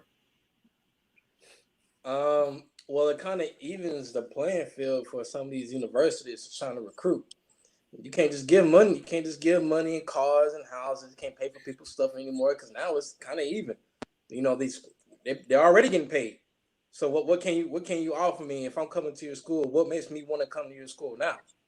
So it gives teams like maybe Georgia Tech, and other teams like that, kind of it just even a playing field, because like I said, you're already getting paid. Ain't nothing much I can do for you but coach you.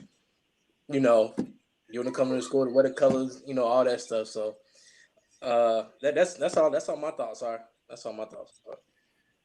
I think this ruling helps one sport in particular. Does anybody know what collegiate sport I'm referring to?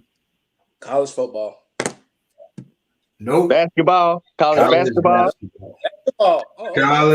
College basketball, because what was starting to happen was the influx of some of your better kids going straight to the G League. Folk are not paying a $2 million deal like Master P's son got to go to Tennessee. We're at Tennessee State to see you repping their product in the G League. They're gonna give you that kind of money when you are on the main stage.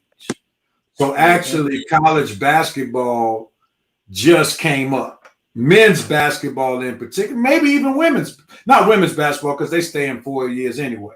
But college men's basketball really just came up because they will probably get a lot of the top tier kids who are now leaning towards going to the G League.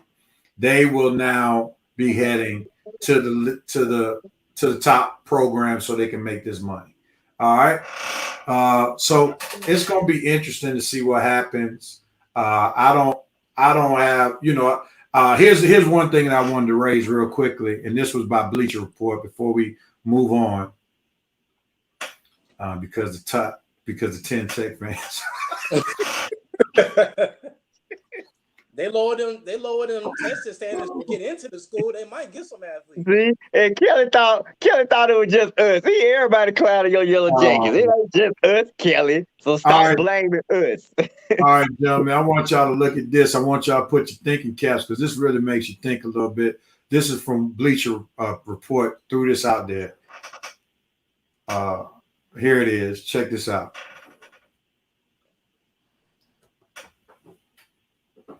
And let me move this banner so y'all can see it.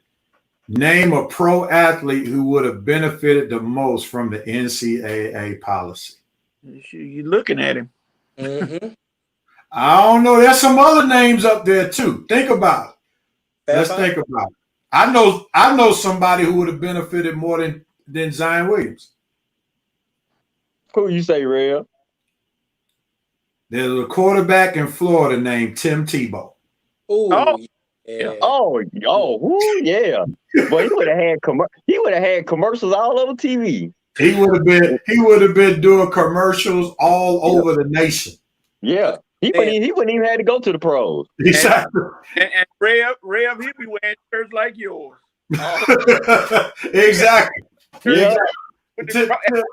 Tim Tebow right now might be knocking on the door of being a billionaire had he been able to profit the way these kids can profit now in college. Zion definitely, for the 1 year, Zion definitely would have been in that position because he would have made so much money being at Duke and so forth and so on. Anybody else y'all can think of? Miss Harris got an answer for you. Would have been a about a 700 club. Joel Osteen would have had him on his show periodically for a little guest appearances. Tim would have made so much for guest appearances. Yeah. Oh my God. Yeah, his fee for guest appearances would have been, like I say, Rev, Armani, he wouldn't need to go to the pros at all. He would have retired right after college. He would not play 1 ounce of pro ball. Yeah, Mom. That would have been the one guy who would have made a living off just being a great college athlete. Well, it would have been some few more, but him, he became a billionaire. LeBron, hold on for a second, Mom. LeBron couldn't have made it because he didn't go to college, so he's not in the conversation. I know that's your second son, but he couldn't do it. Okay, go ahead, Armani. Oh, I was just saying, man. Back then, Tim Tebow jerseys, I was seeing them everywhere. I couldn't stand seeing that Tebow jersey. And also, what about Fab Five? Oh yeah. Oh yeah, the Fab Five, my Lord, they would have probably been a step under Tim Tebow. They would have been a step under. I mean, for them, oh my goodness, because they would have got paid for the shorts that they popularized, the black sneakers, the black socks. Oh man, yeah, they would have. That's a good call. Jerome Case, Johnny Manziel would have made a lot of money too. Lord, he would have made a lot of money. Molly wouldn't need to host First Take because her and Jayla would have been sitting pretty in the money by now. She wouldn't even need to come on the First Take. The Fab Five would have been endorsed by Hilfiger, Carl Canine, Fabu. Yeah, they'll be back in the day. Yeah, that's true. Stacey Augman, Larry Johnson. Oh yeah, he would have got endorsed. All those guys like that would have got some money. Yeah. What about how do y'all feel about what Dabo Swinney said? You said cross colors. Go ahead, Armani. How y'all feel about famous Jameis? Oh yeah, that's true. That is true. I like that. He would have made a killing off Red Lobster at Joe's Crab Shack. Oh, that is real. Krabby would have made what? That would have been a one-time stealing some crab legs would have been valuable for somebody. No doubt about it. And then Kelly got a good one. I'm sorry. Jerome Case, Vince Carter. I don't know if Vince would have been on that magnitude. You know, Vince became more of a household name in the pro. But these definitely, Kelly, Vince Young, and Reggie Bush. Definitely Reggie Bush. Yeah. Vince Young, I don't know. He ain't that charismatic. Well, he would have made a lot of money right after he beat USC. Mm-hmm. He definitely would have had a whole bunch of He wouldn't have to wait to go to the pros. Yeah, they would have gave him a couple of commercials. Yeah, somebody chiming in about Julio. I don't know. We don't want to dismiss the question. We're saddened as Falcons fans, but we understand what happened because of the salary cap. Where did that question come from? What we got? From you two. We're not going to chastise our new watchers. So let's. You right. How y'all feel about Dabo Swinney saying that he might leave college players started getting paid? He ain't leaving nowhere. The money is too big. You know what he's going to do? You know what? I just said that because that's what was going on at the time. But guys, you can make all the money you want to come to Clemson. You can get all types of commercials. You can get all types of sponsorships, all you want, local and national, by coming to Clemson. That's going to be his sales pitch as he recruits. Oh, exactly. Yeah. Now, Jerome, you're right about this. Christian Laettner would have made millions of dollars. Oh. Just from that shot alone, they would have been filming commercials of him taking that shot. Oh, like Christian, one more for the last shirts. They would have done a movie on him before he got through. I mean, Christian Laettner. Now, I got one other person who would have made a lot of money. Who you got, Rev? Not the Tim Tebow level, but Cam Newton would have made a lot of money. Yeah, Cam Newton. Yeah, that 1 year Auburn, he would have got paid. He would have got paid, brother. You know, his daddy already got him paid. The daddy went to the church. They already lifted up an offer. They already lifted up an offer. Rev, you ain't never had these many low blows in one show, man. I like it, brother. We affected you, man. Look at all these low blows Rev dropping today. Hey, I'm enjoying this topic right here, man. This is a good topic. Who else would have got paid? Let's see. He went to college. Somebody already lifted up Johnny Manziel. Bo Jackson would have got crazy money. Bo Jackson would have got crazy money. And Herschel Walker, even though he done gone to Uncle Tomsville, Herschel Walker would have definitely got paid with all that. Avian Clowney. Nah, he ain't on that level. Jerry Rice. Jerry, well, I don't know, Coach. I don't know about Jerry. He was a Mississippi State. I don't know. That's just like Steve McNair. I think Steve McNair would have made more money than Jerry Rice because he was a Heisman hopeful. Mm-hmm. Bo knows. You would have had Bo Jackson commercial like Bo knows Gatorade, Bo knows Bubble. I mean, you would have been Bo knows everything on a lot of commercials, man. Look what Joe Black said. That was at Florida when he did that. Oh, yeah. Mike Vick and Allen Iverson. Great call, Jerome. Great call right there. Oh, my goodness. Michael Vick, Lord have mercy. Michael Vick. Boy, you thought he had freeloaders before. Man, he would have had the whole state of Virginia on him freeloading. Even Armani. They still are. I know. Armani, you would have found your way to his house too. Armani would have got some of his cash. Like, hey, Mike, remember me? You gave me an autograph. Check this one out. Cam, oh, my fault. Yeah, someone did say Michael Vick. Mississippi Valley couldn't afford to pay him. Talk about Jerry Rice. Talk about Jerry Rice. And then somebody said this about Cam. Where was it? Oh, I missed it. Cam would have been endorsed by HP and Dell. Now wait a minute. Y'all forget somebody. Somebody that actually did get endorsed, got arrested, but he was trying. Maurice Claret. Yeah, he would have made a lot of money.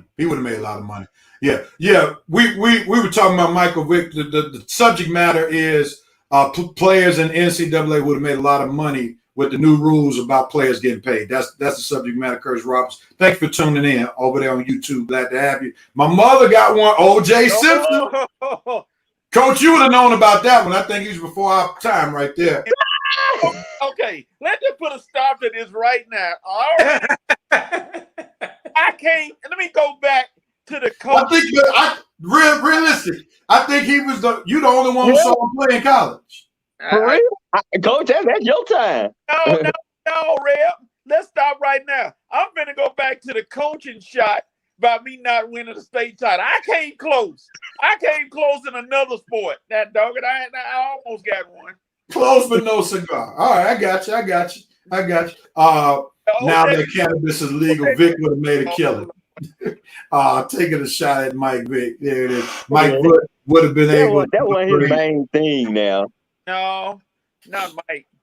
Yeah, but Mike at Virginia Tech was bad now. He was bad. Last one.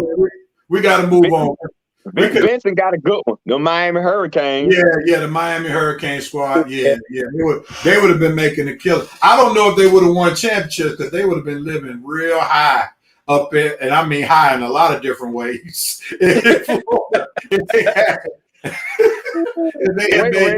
Real, one more. What about the ladies? You think any lady athletes? Oh, yeah. Good call. Jennifer Taurasi in UConn. Shamika Holzclaw, Tennessee. Candace Parker at Tennessee. Dawn Staley at Virginia. Cheryl Swoops at Texas Tech would have made a killing. You see, ladies, I look out for you. Red, didn't forget about you. Yeah. Skylar, yes. Skylar Diggins. Skylar Diggins. As Coach would say, definitely. Yeah. Sign me up, Skylar. Whatever you doing, baby. Maya Moore, definitely. Oh, Maya Moore, after what you did for this guy in prison. Oh, we missed one. Not this one. I'm talking about Tammy Reese. I don't remember her at Virginia. But Dawn Staley, definitely. Lisa Leslie. Lisa. And one old school. Cheryl Miller. No doubt about it. Cheryl, Miss Sister Harris jumped right in. Cheryl Miller. We could have stayed on this topic a long time. We stayed so long on this topic, we hadn't even talked about the main attraction yet. We hadn't even talked about the main attraction yet. We're almost 2 hours in and ain't mentioned not one game yet. That must be a record for Red and Rev. That's a record. Hey, folks, don't do that.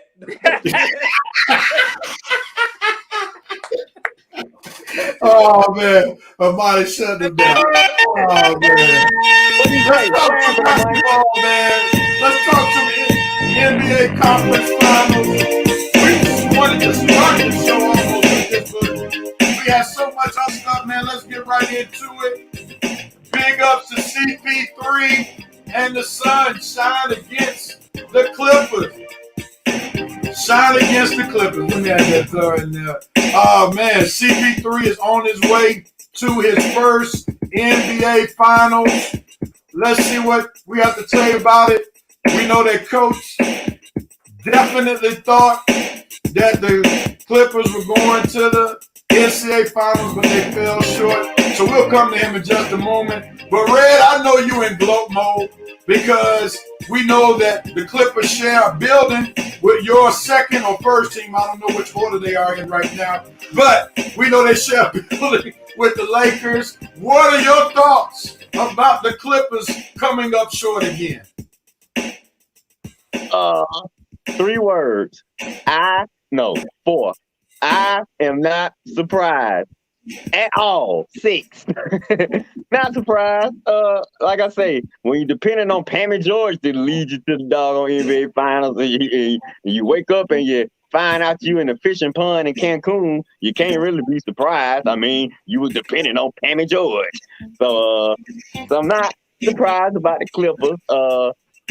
Y'all want me to say anything about CP3 or just the Clippers? Go ahead. Oh, okay. CP3, what I got to say to you, buddy? It's about time. Finally, you led one of your teams to the finals. Now, I tell you what's amazing, that CP3 has gotten to the finals in the same way that most teams have eliminated him, by injury. I mean, let's start out the first round. First round, you get lucky. You don't have to face LeBron and AD together, so you get past the Lakers in 6 games. Then you go to the next round with Denver. You only have to face Jokic, not Jokic and Jamal Murray. So luckily you get past them in 5 games. Then the next round, you got the Clippers, but you just got Pammy George, not Pammy George and Kawhi Leonard like we usually have to play. So you get past them in 6 games. And who knows? No telling what type of injuries the Bucks or the Hawks are going to have when you finally get to play them. So CP3 just pretty much took advantage of a lot of lucky things that happened for his son to advance. But not taking nothing away from him. The Suns earned it. They played the games. They won the games. CP3 deciding to go to Phoenix was a very good decision. Linking back up with your former coach, Money Williams. Probably one of the best decisions you did, because a lot of people thought you was going to join a super team. And not only did you not join a super team, you hooked up with a team that hasn't won anything in forever and guided them to their first winning season and first magical season since 1993. So big props goes to CP3. He proved once again why he's one of the NBA's great point guards, and this just continues to add to his great career. He's validated. He led a team to the NBA Finals. Congratulations, and not going to say good luck because I'm not sure if you have to play my Hawks. So congratulations. Well, to your point, though, he already is forecasted to play against a player that is already injured, the top player being injured from the team that he'll face in the NBA Finals, because both of the top players for the 2 teams in the Eastern Conference Finals, they're already hurt. Greek Freak and Trae Young. So that trend is still going for CP3, and maybe the basketball stars are just aligning for CP3. We'll see. Yep. But Coach, what you have to say about CP3 and the Suns shining against the Clippers, the team that you thought were going to make it to the championship? Somebody said that if you're not rooting for CP3 to win the title, it's something wrong with you. Well, it's something wrong with me. I ain't rooting for him to win no title. I ain't rooting. I thought the Clippers were gonna beat him. Kawhi got hurt. They still had a chance, and sometimes, and he has to admit it too. CP3 admit he gets a little theatrical in there sometimes with he got a little flopping in him too, even though he doesn't do it a lot. But I'll give him props. That 41-point game was big time.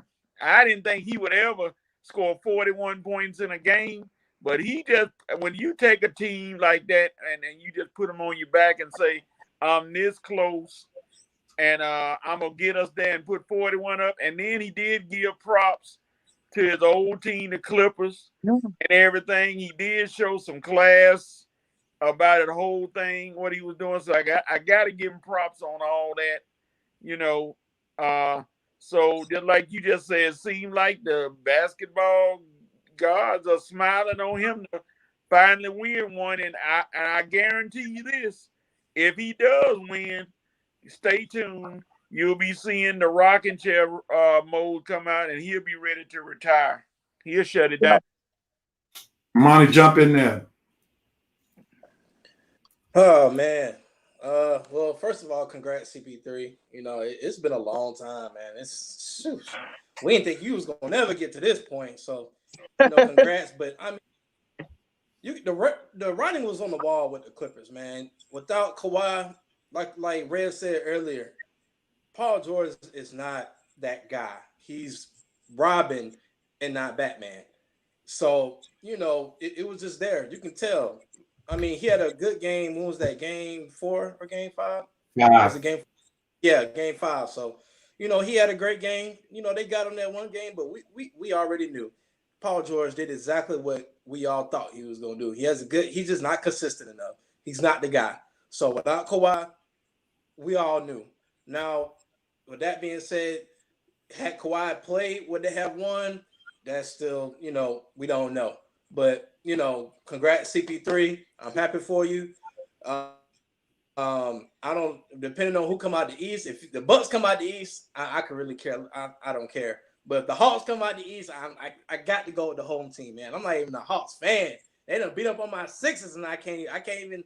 Hey, I told you. I knew it. I knew you was still mad.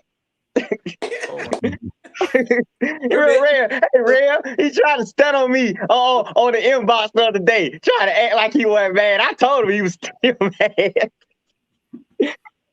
Well, yeah, PG played the most minutes, but the reality is you got to gear up for it because that comes with the territory when, you know, your top guy goes in. LeBron, think about the trash that he played with for multiple series, but you can't, nobody's giving him a pass that he played the most minutes and all so forth. So he still balled out, but he lost.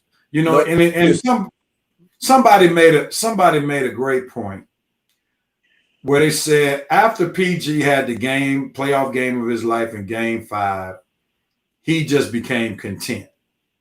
And it was almost like I did all that I could do, so I'm good. Like he thought that was it. I ain't playing no more. That was it. I don't have to prove myself anymore. I know we're ultimately going to lose. So because I had this epic performance in game 5, I'm good. I'm good. And that's not the heart of a champion. That's not exactly. Such a loser mentality. That's not the heart of a champion. All right, let's shift gears real quickly because we got to talk about the Hawks in just a moment, but we cannot dismiss this topic right here. Armani alluded to it earlier in the show. Patrick Beverly, Bush League move. And I need to put an S on that one. But let's look at his quote. And I just want y'all to deal with the quote. We know it was Bush League. We know that it was terrible what he did.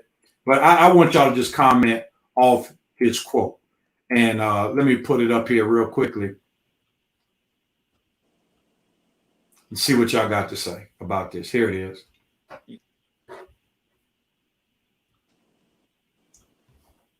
Emotions got the best of me as he texts this to CP3 last night, gang. My bad, wasn't meant for you. Congrats on making it to the finals. Best of luck. What? Again, he said, my bad, wasn't meant for you. And this text was to CP, or this tweet rather, was to CP3. Well, who was it for? I mean, who was it for? You went up to the guy and pushed him in the back. What do you mean? Pushed him with both hands in the middle of the back. So who else? When I saw the tweet, I'm like, who else was it intended for? Frank Kaminsky? I mean, come on, man. Maybe it was for Money Williams, and he decided to use CP3 as a pawn. I'm gonna push CP3 into Money Williams, and hopefully the force coming from CP3 get Money Williams. So here you go, Money Williams. I hate you. Ugh. Oh, sorry, CP3. That was meant for him, not you. And he crossing his fingers too. Now, like I said, Patrick Beverly. I think I said it best in my post, man. Patrick Beverly, you are one ugly, irritating, sorry scrub of an NBA player, and you love to use the fact that you had to work your way into this league because you had to go overseas before you actually got drafted to come into the league, and use that as some excuse for you to come on court and pull that jive, BS, crap, whatever type of game you want to call it. And I already know Coach got some things to say, so let me go ahead because Coach been unleash on the guy. But because we got to put everybody in the context before Coach goes.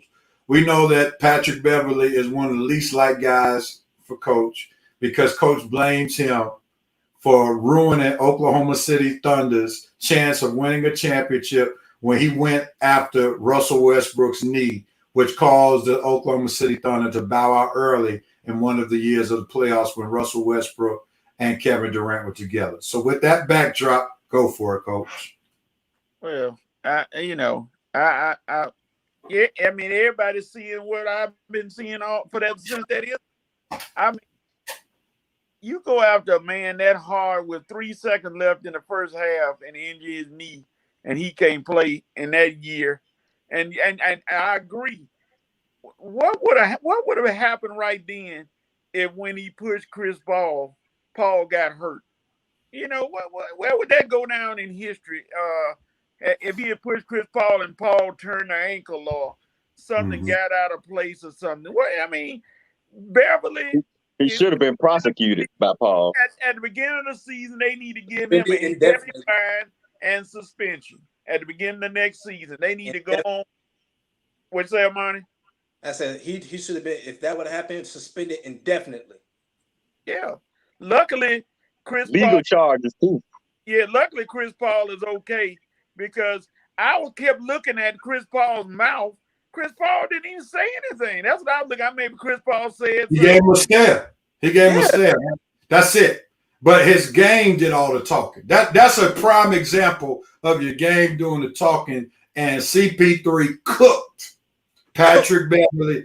And what Patrick Beverly did was like the equivalent when you play in the backyard. And say, for instance, the person who brought the basketball was the one that got cooked. So they take that basketball so nobody else can play. That's exactly what Patrick Beverly did right there. He got cooked and he couldn't handle it.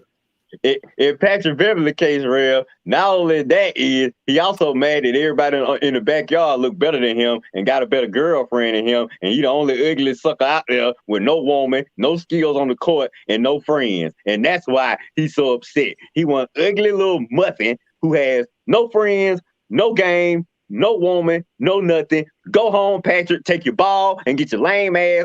Get your lame butt. I'm sorry, y'all. Woo, I'm getting a little. Let you know how passionate I'm getting. I apologize, Rev Nation. FCC, I apologize. But Pat, get your lame butt and go home. I mean, dude, I am just so sick of this guy. This guy is just an irritant, man. He offers nothing to an NBA team. And I'm so sick of folks saying, well, if he was my teammate, I'd appreciate him. But when you play against him, you don't like him. I wouldn't appreciate him if he was my teammate. What do you offer to the team? You have won any rings. You have played in no NBA finals. And all you do is hide behind the stars of your team like you some great player. You're right, Armani. Run your mouth. You don't saying nothing valuable, hide behind the stars of your team and pull bush league moves like you do, man. Seriously, dude, somebody should take a fade with this clown, man. That's how much I don't like this guy. Somebody should really whoop this guy. But and like a money, I want to say other words. But you know, my mama said, because he was so ugly, my mama said he better have some money. You're right. You're right.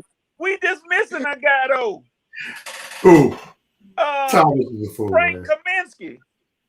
Because Frank Kaminsky, right there, when as soon as he pushed him, Frank Kaminsky should have given him one of them Kareem Abdul-Jabbar, Kermit Washington, right hands to the face.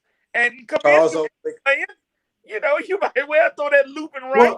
Well, let me say this. I have to give Phoenix Suns credit for the long term because you don't want to get suspended for retaliating.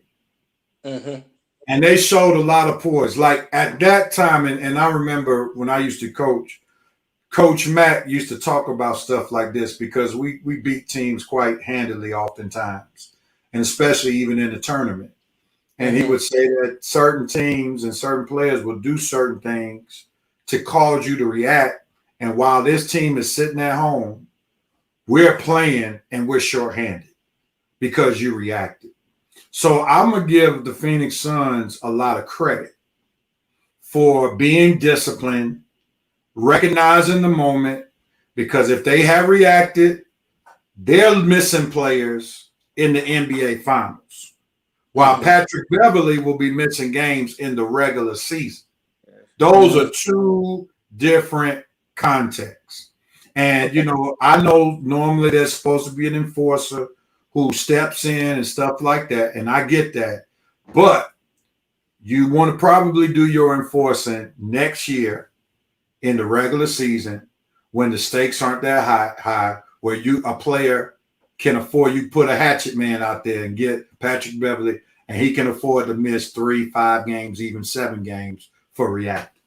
Okay, now, Rev, that's a real good point, because I was gonna ask this question, like, do y'all think the fact? I guess what you're saying makes sense now, because I was gonna ask, do y'all think the fact that none of Chris Paul's teammates like rush Patrick Beverley or bomb rush, because we can see in a lot of situations, had that been another player, Patrick Beverley would have got him checked, and had he done that to, can you imagine him pushing LeBron or Kobe or some other big time player, another team in front of all his teammates, and not have nobody trying to check him? Because you gotta remember the context of the push though, and why he pushed CP3. He would not have pushed anybody like he did.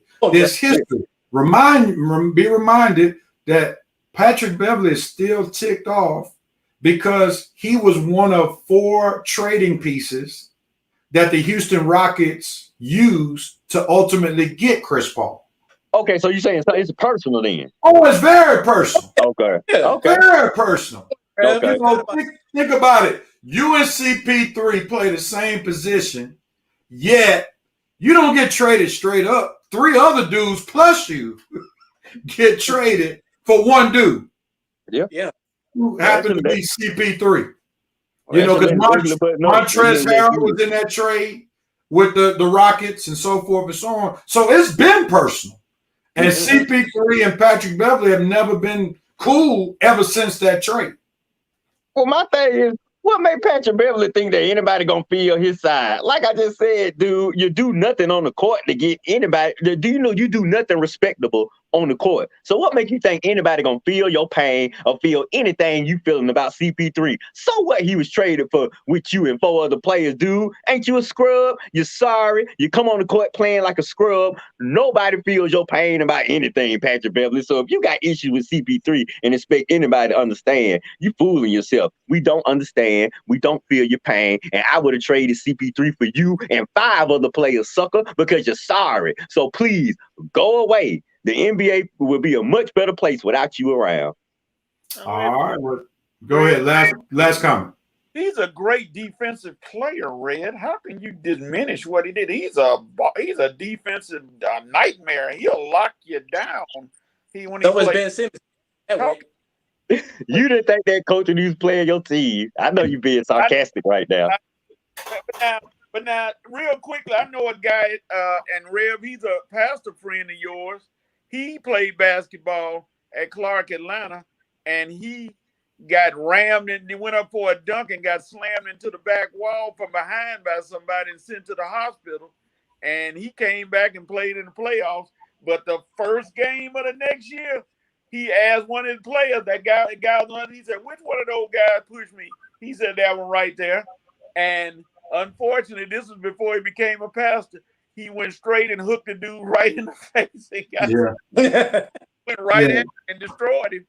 Yeah, there's gonna be some get back at some point. So the Suns will have a hatchet man ready for Patrick Beverley next time they see him. You right. I think LeBron's former therapist is gonna sign somebody just to be that hatchet man. Come on, James Jones. All right, last topic before we do. You have the right. We know that the Hawks are in a must-win game tonight. Never thought we would be past the 2-hour mark before we got to the Hawks and Bucks, but we had a lot of great topics, a lot of great comments today. The Bucks are up 3-2, pivotal game 6 tonight here in the ATL. Who would ever thought last week this time we would be talking about how the top players for the Hawks and Bucks are out. Giannis is out with a terrible knee injury. He's listed as doubtful. Trey is listed as questionable. If you look at him warming up before Game 5, we saw him wincing. It seems like he's not explosive, so there's a great chance he won't play tonight. So considering those situations, let's answer this question. I want you to do a fill in the blank. This is how I want you to respond with your answer. After tonight, the Atlanta Hawks will be ... That's after tonight. After tonight. All right. After tonight, the Hawks will be relieved that they listened to Uncle Red and started Skylar Mays as the point guard tonight. Let Sweet Lou come off the bench in his usual role. Start the rookie, Skylar Mays. He gonna give you way more than Chris Dunn could ever give you. So start Skylar Mays, be relieved, and we'll be looking forward to Game 7 on Monday. Because putting Chris Dunn in, I don't care how much defense he plays, dude cannot score. We need players on the court that can score. Okay, Skylar Mays can at least get you 10 to 12 points if you're playing 4 quarters. We got to have some people that can contribute. Chris Dunn, sorry, Travis, he might be one of your worst signings ever. He didn't play pretty much most of the season because he was hurt. And then when he get in, hey, I don't think he scored 1 point for the Hawks all season long. He's giving us a lot of defense, but points,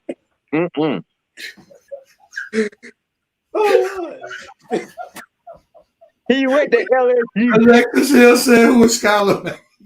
The point guard on our rookie point guard on the bench that went to LSU. If you ever watch the Hawks in garbage time, you'll see him come on the court. We need him now. So no more garbage time. Playtime is over. We need Skylar Mays in the game now.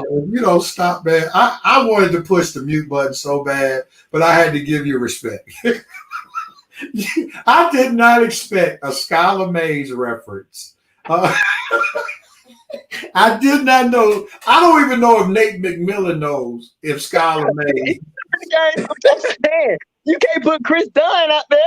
You got to try something that the Bucks not expecting. Look, man, Chris Dunn can provide defense. Really? Yes, he can provide defense, and actually, his offense is very rusty. He's never been a great offensive player, but he can provide defense. And at this juncture, you got to have somebody slow down Drew Holiday. That's what you're dealing with. Skylar Mays is not the answer to slow down Drew Holiday. But Coach, let me see if I can get some more sensible. I'll try to make a move here. Try to help us out some way. All right. So Vincent Woodruff says the Hawks will be after tonight making vacation plans for Cancun. Do you agree with that? Hold up, Armani. Okay. Go ahead, Coach. That's what Woodruff said. Vincent Woodruff said, making plans for Cancun. You agree? After the night, the Atlanta Hawks will be discussing with Nate McMillan contract talks on him becoming the next permanent head coach because they'll have time to negotiate because they're going to lose tonight. I'm sorry. It's not going to happen. I don't think I think that loss in Game 5 may have demoralized them a little bit. I think they're done. And when you like you said, somebody said Brook Lopez looked like the second coming. So I know he ain't gonna have that big a game again, but I just don't see the Hawks doing it again tonight. All right, Armani, jump in there. After tonight, the Atlanta Hawks will be they'll be on the Game 7. And here's why. Thank you, Armani. It don't even matter if Trae Young is a game time decision, is not playing. You can't lose like this at home. Not at home. If you're gonna lose, you better go out fighting in Game 7. You can't lose at home. Yeah. You done came this far to lose at your house. Just to pack up and go up the street and go home. You better be, if you're gonna lose, which I don't think they're gonna lose, they need to lose in Milwaukee. So I don't know, whatever they got to do, soul searching without Trae Young. I don't know what it is they got to do, but they need to do it to get to Game 7. That's it. I'm with y'all, man. I agree 100%. Can't lose it. Can't lose it tonight at State Farm. You're gonna lose. You better go back to Milwaukee. Can't lose it tonight. Vincent said you don't believe what you just said. Lemon pepper wings. I'm gonna go along with Red and Armani. After tonight, the Atlanta Hawks will be prepping for Game 7, getting ready to take their flight to Milwaukee tomorrow. Let's just look at what happened. The Milwaukee Bucks jumped out on the Hawks and punched them in the mouth. After that initial jump, the Hawks really played the Bucks even the rest of the way. Yeah. The bench actually came in. That was the difference in the game, how it started. I don't foresee the Bucks getting out to a 30-10 lead. I just don't see that. Not tonight. And there's going to be a sense of urgency that's going to come from the Atlanta Hawks. I don't foresee Brook Lopez killing like that. And let's remember what the Bucks experienced from the Hawks in Game 4, not being prepared for what the Hawks look like without Trae Young, is what the Hawks experienced in Game 5, not being prepared for Giannis.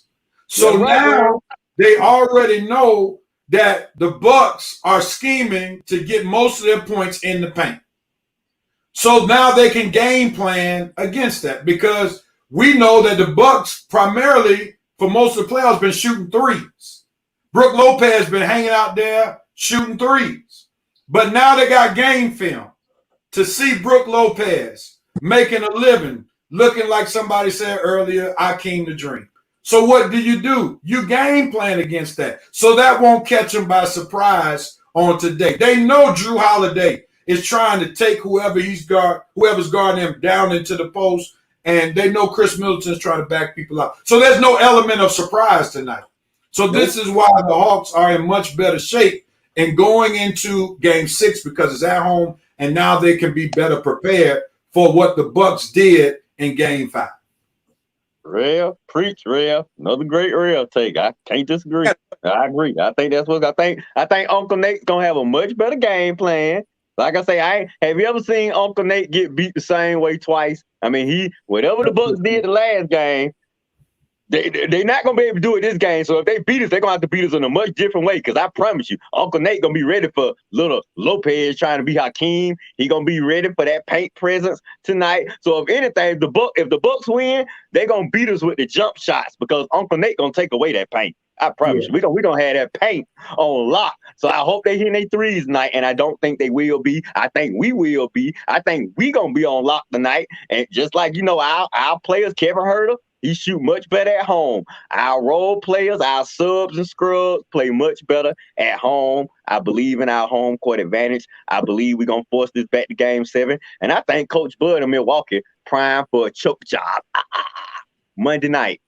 All right, go ahead, Armani. You would want to say it, and the coach can get the final word since he's heard these extra Atlanta Hawks these extra Atlanta Hawks comments that kind of refute his Milwaukee Bucks. Let's see what he has to say to end it. Go ahead, Armani.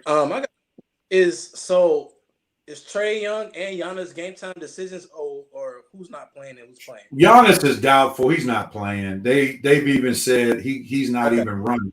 He's only lifting weights right now. Trae is still technically questionable, a game time decision. He was wincing while he was trying to get ready for Game 5.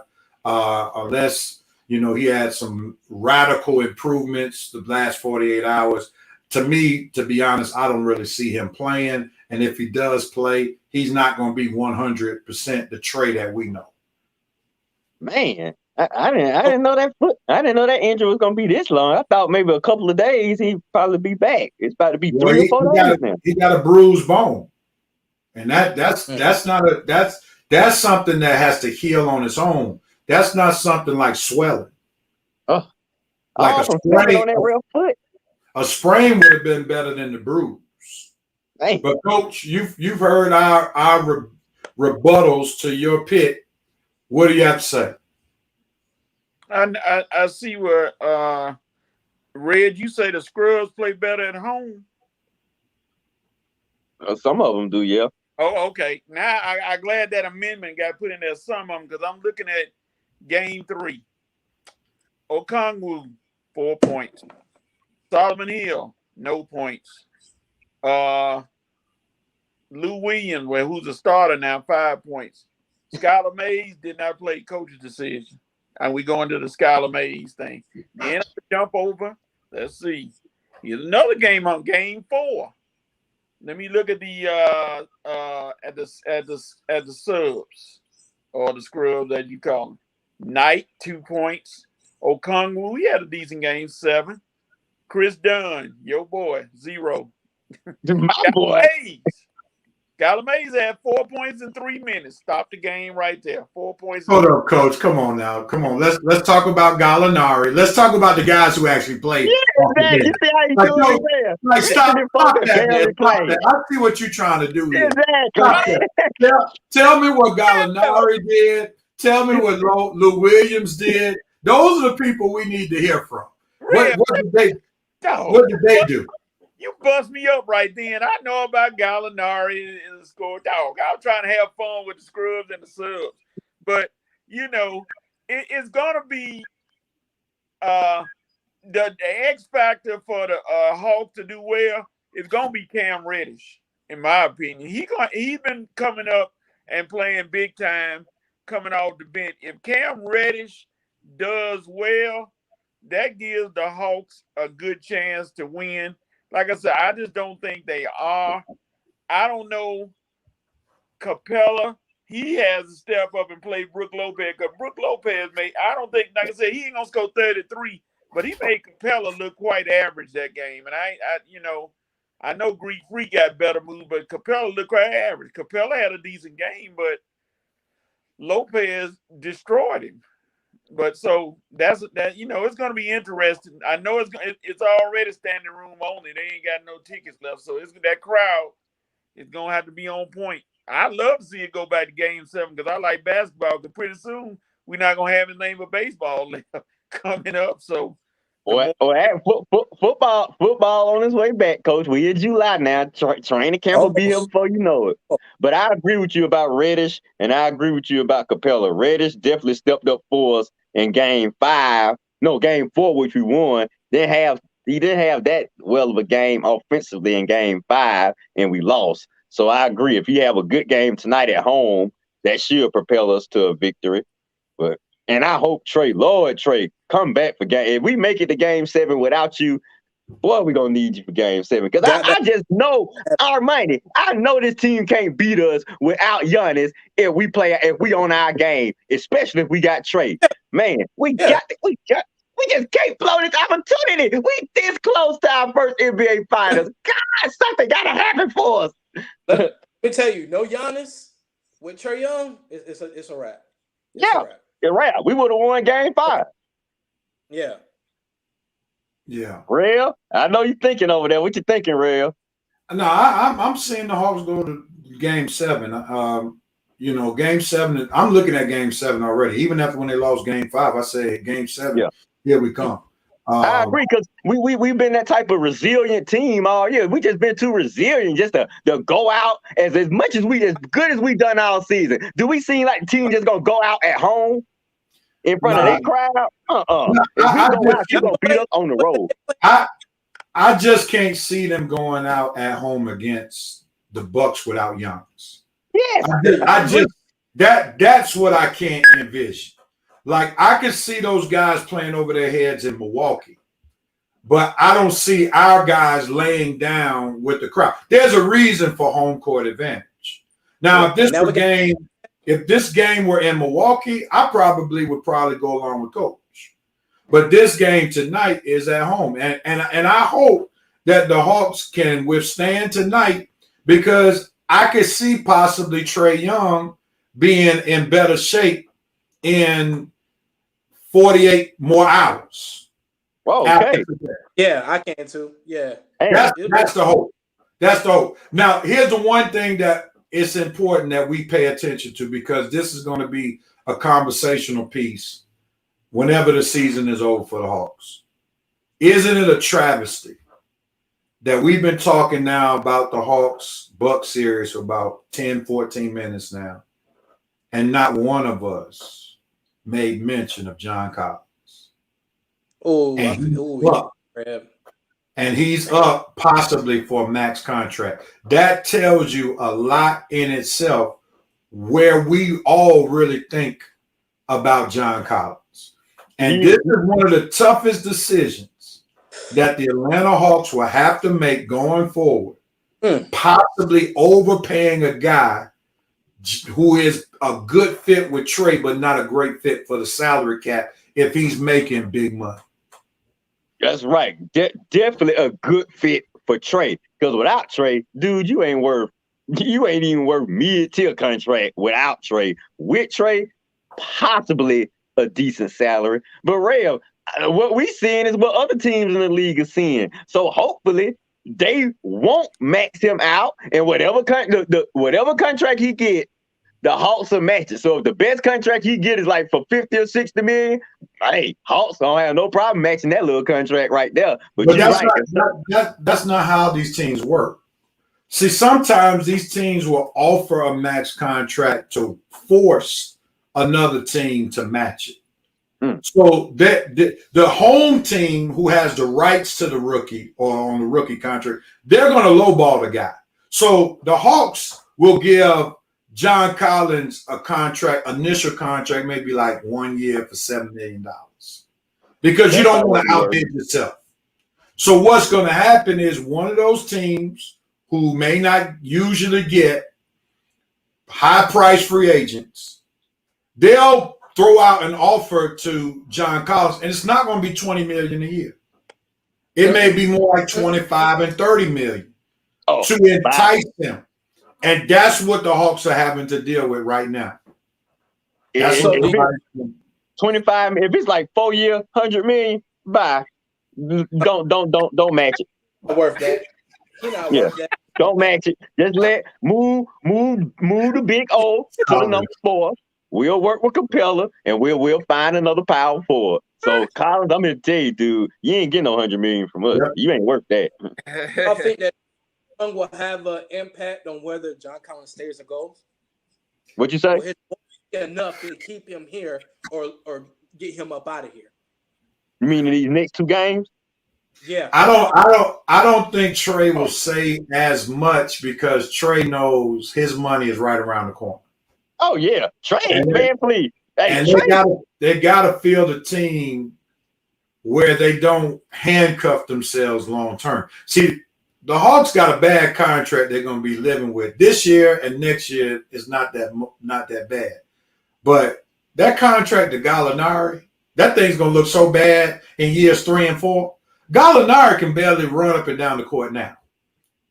But in years 3 and 4, all right, well, year 3 is going to be bad. I thought he signed 4 years. But that was Bogey. Bogey signed 4 years. Okay, if it's 3, we may be safe, because somebody may take him off the Hawks' hand in year 3 for the salary cap relief.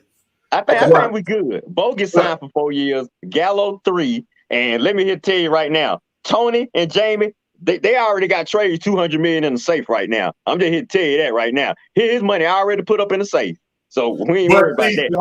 The only way that works though is if you're overpaying to sign your own free agents.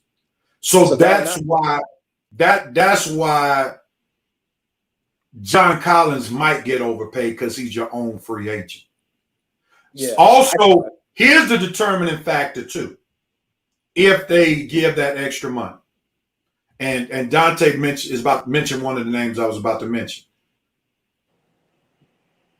Do the Hawks think Herter and Reddish are in their long-term future? Yeah. That's where they got to determine. If they think Herter and Reddish are cornerstones to what they're built, and then Hunter is coming. He not. You can let him go.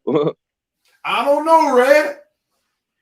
I don't know. I'm just saying, I can see us. I can see us moving forward because we don't got this far basically without Hunter.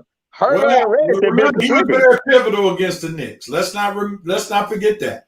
He had one good game. He had a solid series, Red. Defensively, he did. But and he would have helped the Hawks a whole lot against Ben Simmons, Tobias Harris. He would have helped the Hawks a whole lot against Chris Middleton in this series. He would have, but I still think I'm saying if we don't keep him, we could find somebody else to do what he does. Is what I'm saying. You don't have too many people who have his body though. He has a body, man. You can't dismiss that body that Hunter has. He can play, and he's great for this current NBA because when you have positionless basketball, Hunter could really play a 2, a 3, a 4, in some cases even a 5 on defense. Mm-hmm. So that's why he's very instrumental. Now the one thing is you got to see if that knee is right. If the knee ain't right, then it's an easy decision. But if he's right, it's a hard decision. Because I think Cam Reddish, as Dante alluded to, that I talked about Reddish, and Red, you wanted to throw him in the trash. Reddish is a ball player. Oh, I wanted to because I wasn't sure with that injury, but now that he's come back and it seems like that injury is over with, I'm back on the Reddish train. I remember, Rev, I started out on the Reddish train and I got off because I thought that injury was a little more serious than it turned out to be. Reddish, he's back now. Reddish can at some point be the Hawks' second best player. Yeah, and that's why I say keep Reddish, keep Herter, trade Hunter, because Hunter ain't gonna ever be thought of as the second best player. Not with the Hawks. He just, like you say, he give us some good defense. He's the guy you can put on somebody and slow him down. But to act like we can't find that in another player, he ain't excitement. He don't give us what Reddish give us, and he don't give us what Herter give us. He's a decent offensive player. He's not a great offensive player. He's a pretty good, solid defender. He's not a great all-NBA defender. Hunter is a decent, solid player who I think can be replaced. I think you have a better job, easier job replacing someone like Collins than you would somebody like Hunter. That's true. That's my personal opinion about that. I could find several players his size who can catch lobs and shoot an occasional 3 who have no post moves. You don't be ready. I'm talking to Rev Night Nation. I don't be ready to get rid of everybody. Just the people who I don't believe offer us nothing going forward in the future. Dog, we just won. We just had a whole season without Hunter, and we made it this far. Yeah, he helped us out with the Knicks. But what are y'all talking about? We've been doing all of this mostly without Hunter. Okay, so just remember that. So now here's the caveat to this. If the Hawks mess around in this series without Trae Young, we did all this without Trae Young. Oh, you say if we get past the Bucks? Yeah, we did this without Trae Young. I don't see Trae not playing in Game 7. So eventually Trae gonna have to come back and contribute somewhat. But I see what you mean. So hopefully we don't get past the Bucks, because you're right. They could definitely say that. But I think we're gonna need Trae in Game 7. Armani, closing word. That's a big if, Rev. They get through Milwaukee without Trae, man. I'd be you gotta find a way. That ain't gonna happen. We need him in Game 7. I don't think so neither. Especially with that Gallinari contract. Look like he got the Matt Ryan special. Jeez. I'm just saying. So just 3 years. I would keep if I had to get rid of somebody, it might just have to be Collins, because Herter is just that perimeter is good. I mean, I'm just saying, if I had to get rid of somebody, it's got to be Collins.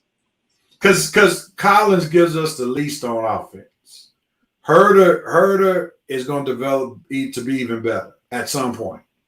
He gets more confidence. That kid is going to be able. He could easily at one point in time put up 16 to 20 points a game. Yeah, as he continues going. Reddish has that same ability. Collins. Hunter, he can put up 15 to 16. Like, those guys are not as dependent upon Trey. They need Trey, don't get me wrong. But Collins needs Trey. Yeah, You're right. I agree. He needs Trey.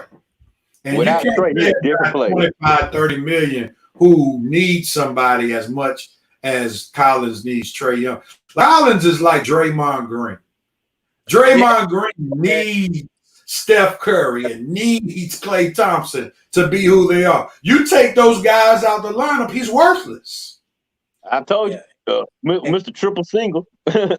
Yeah.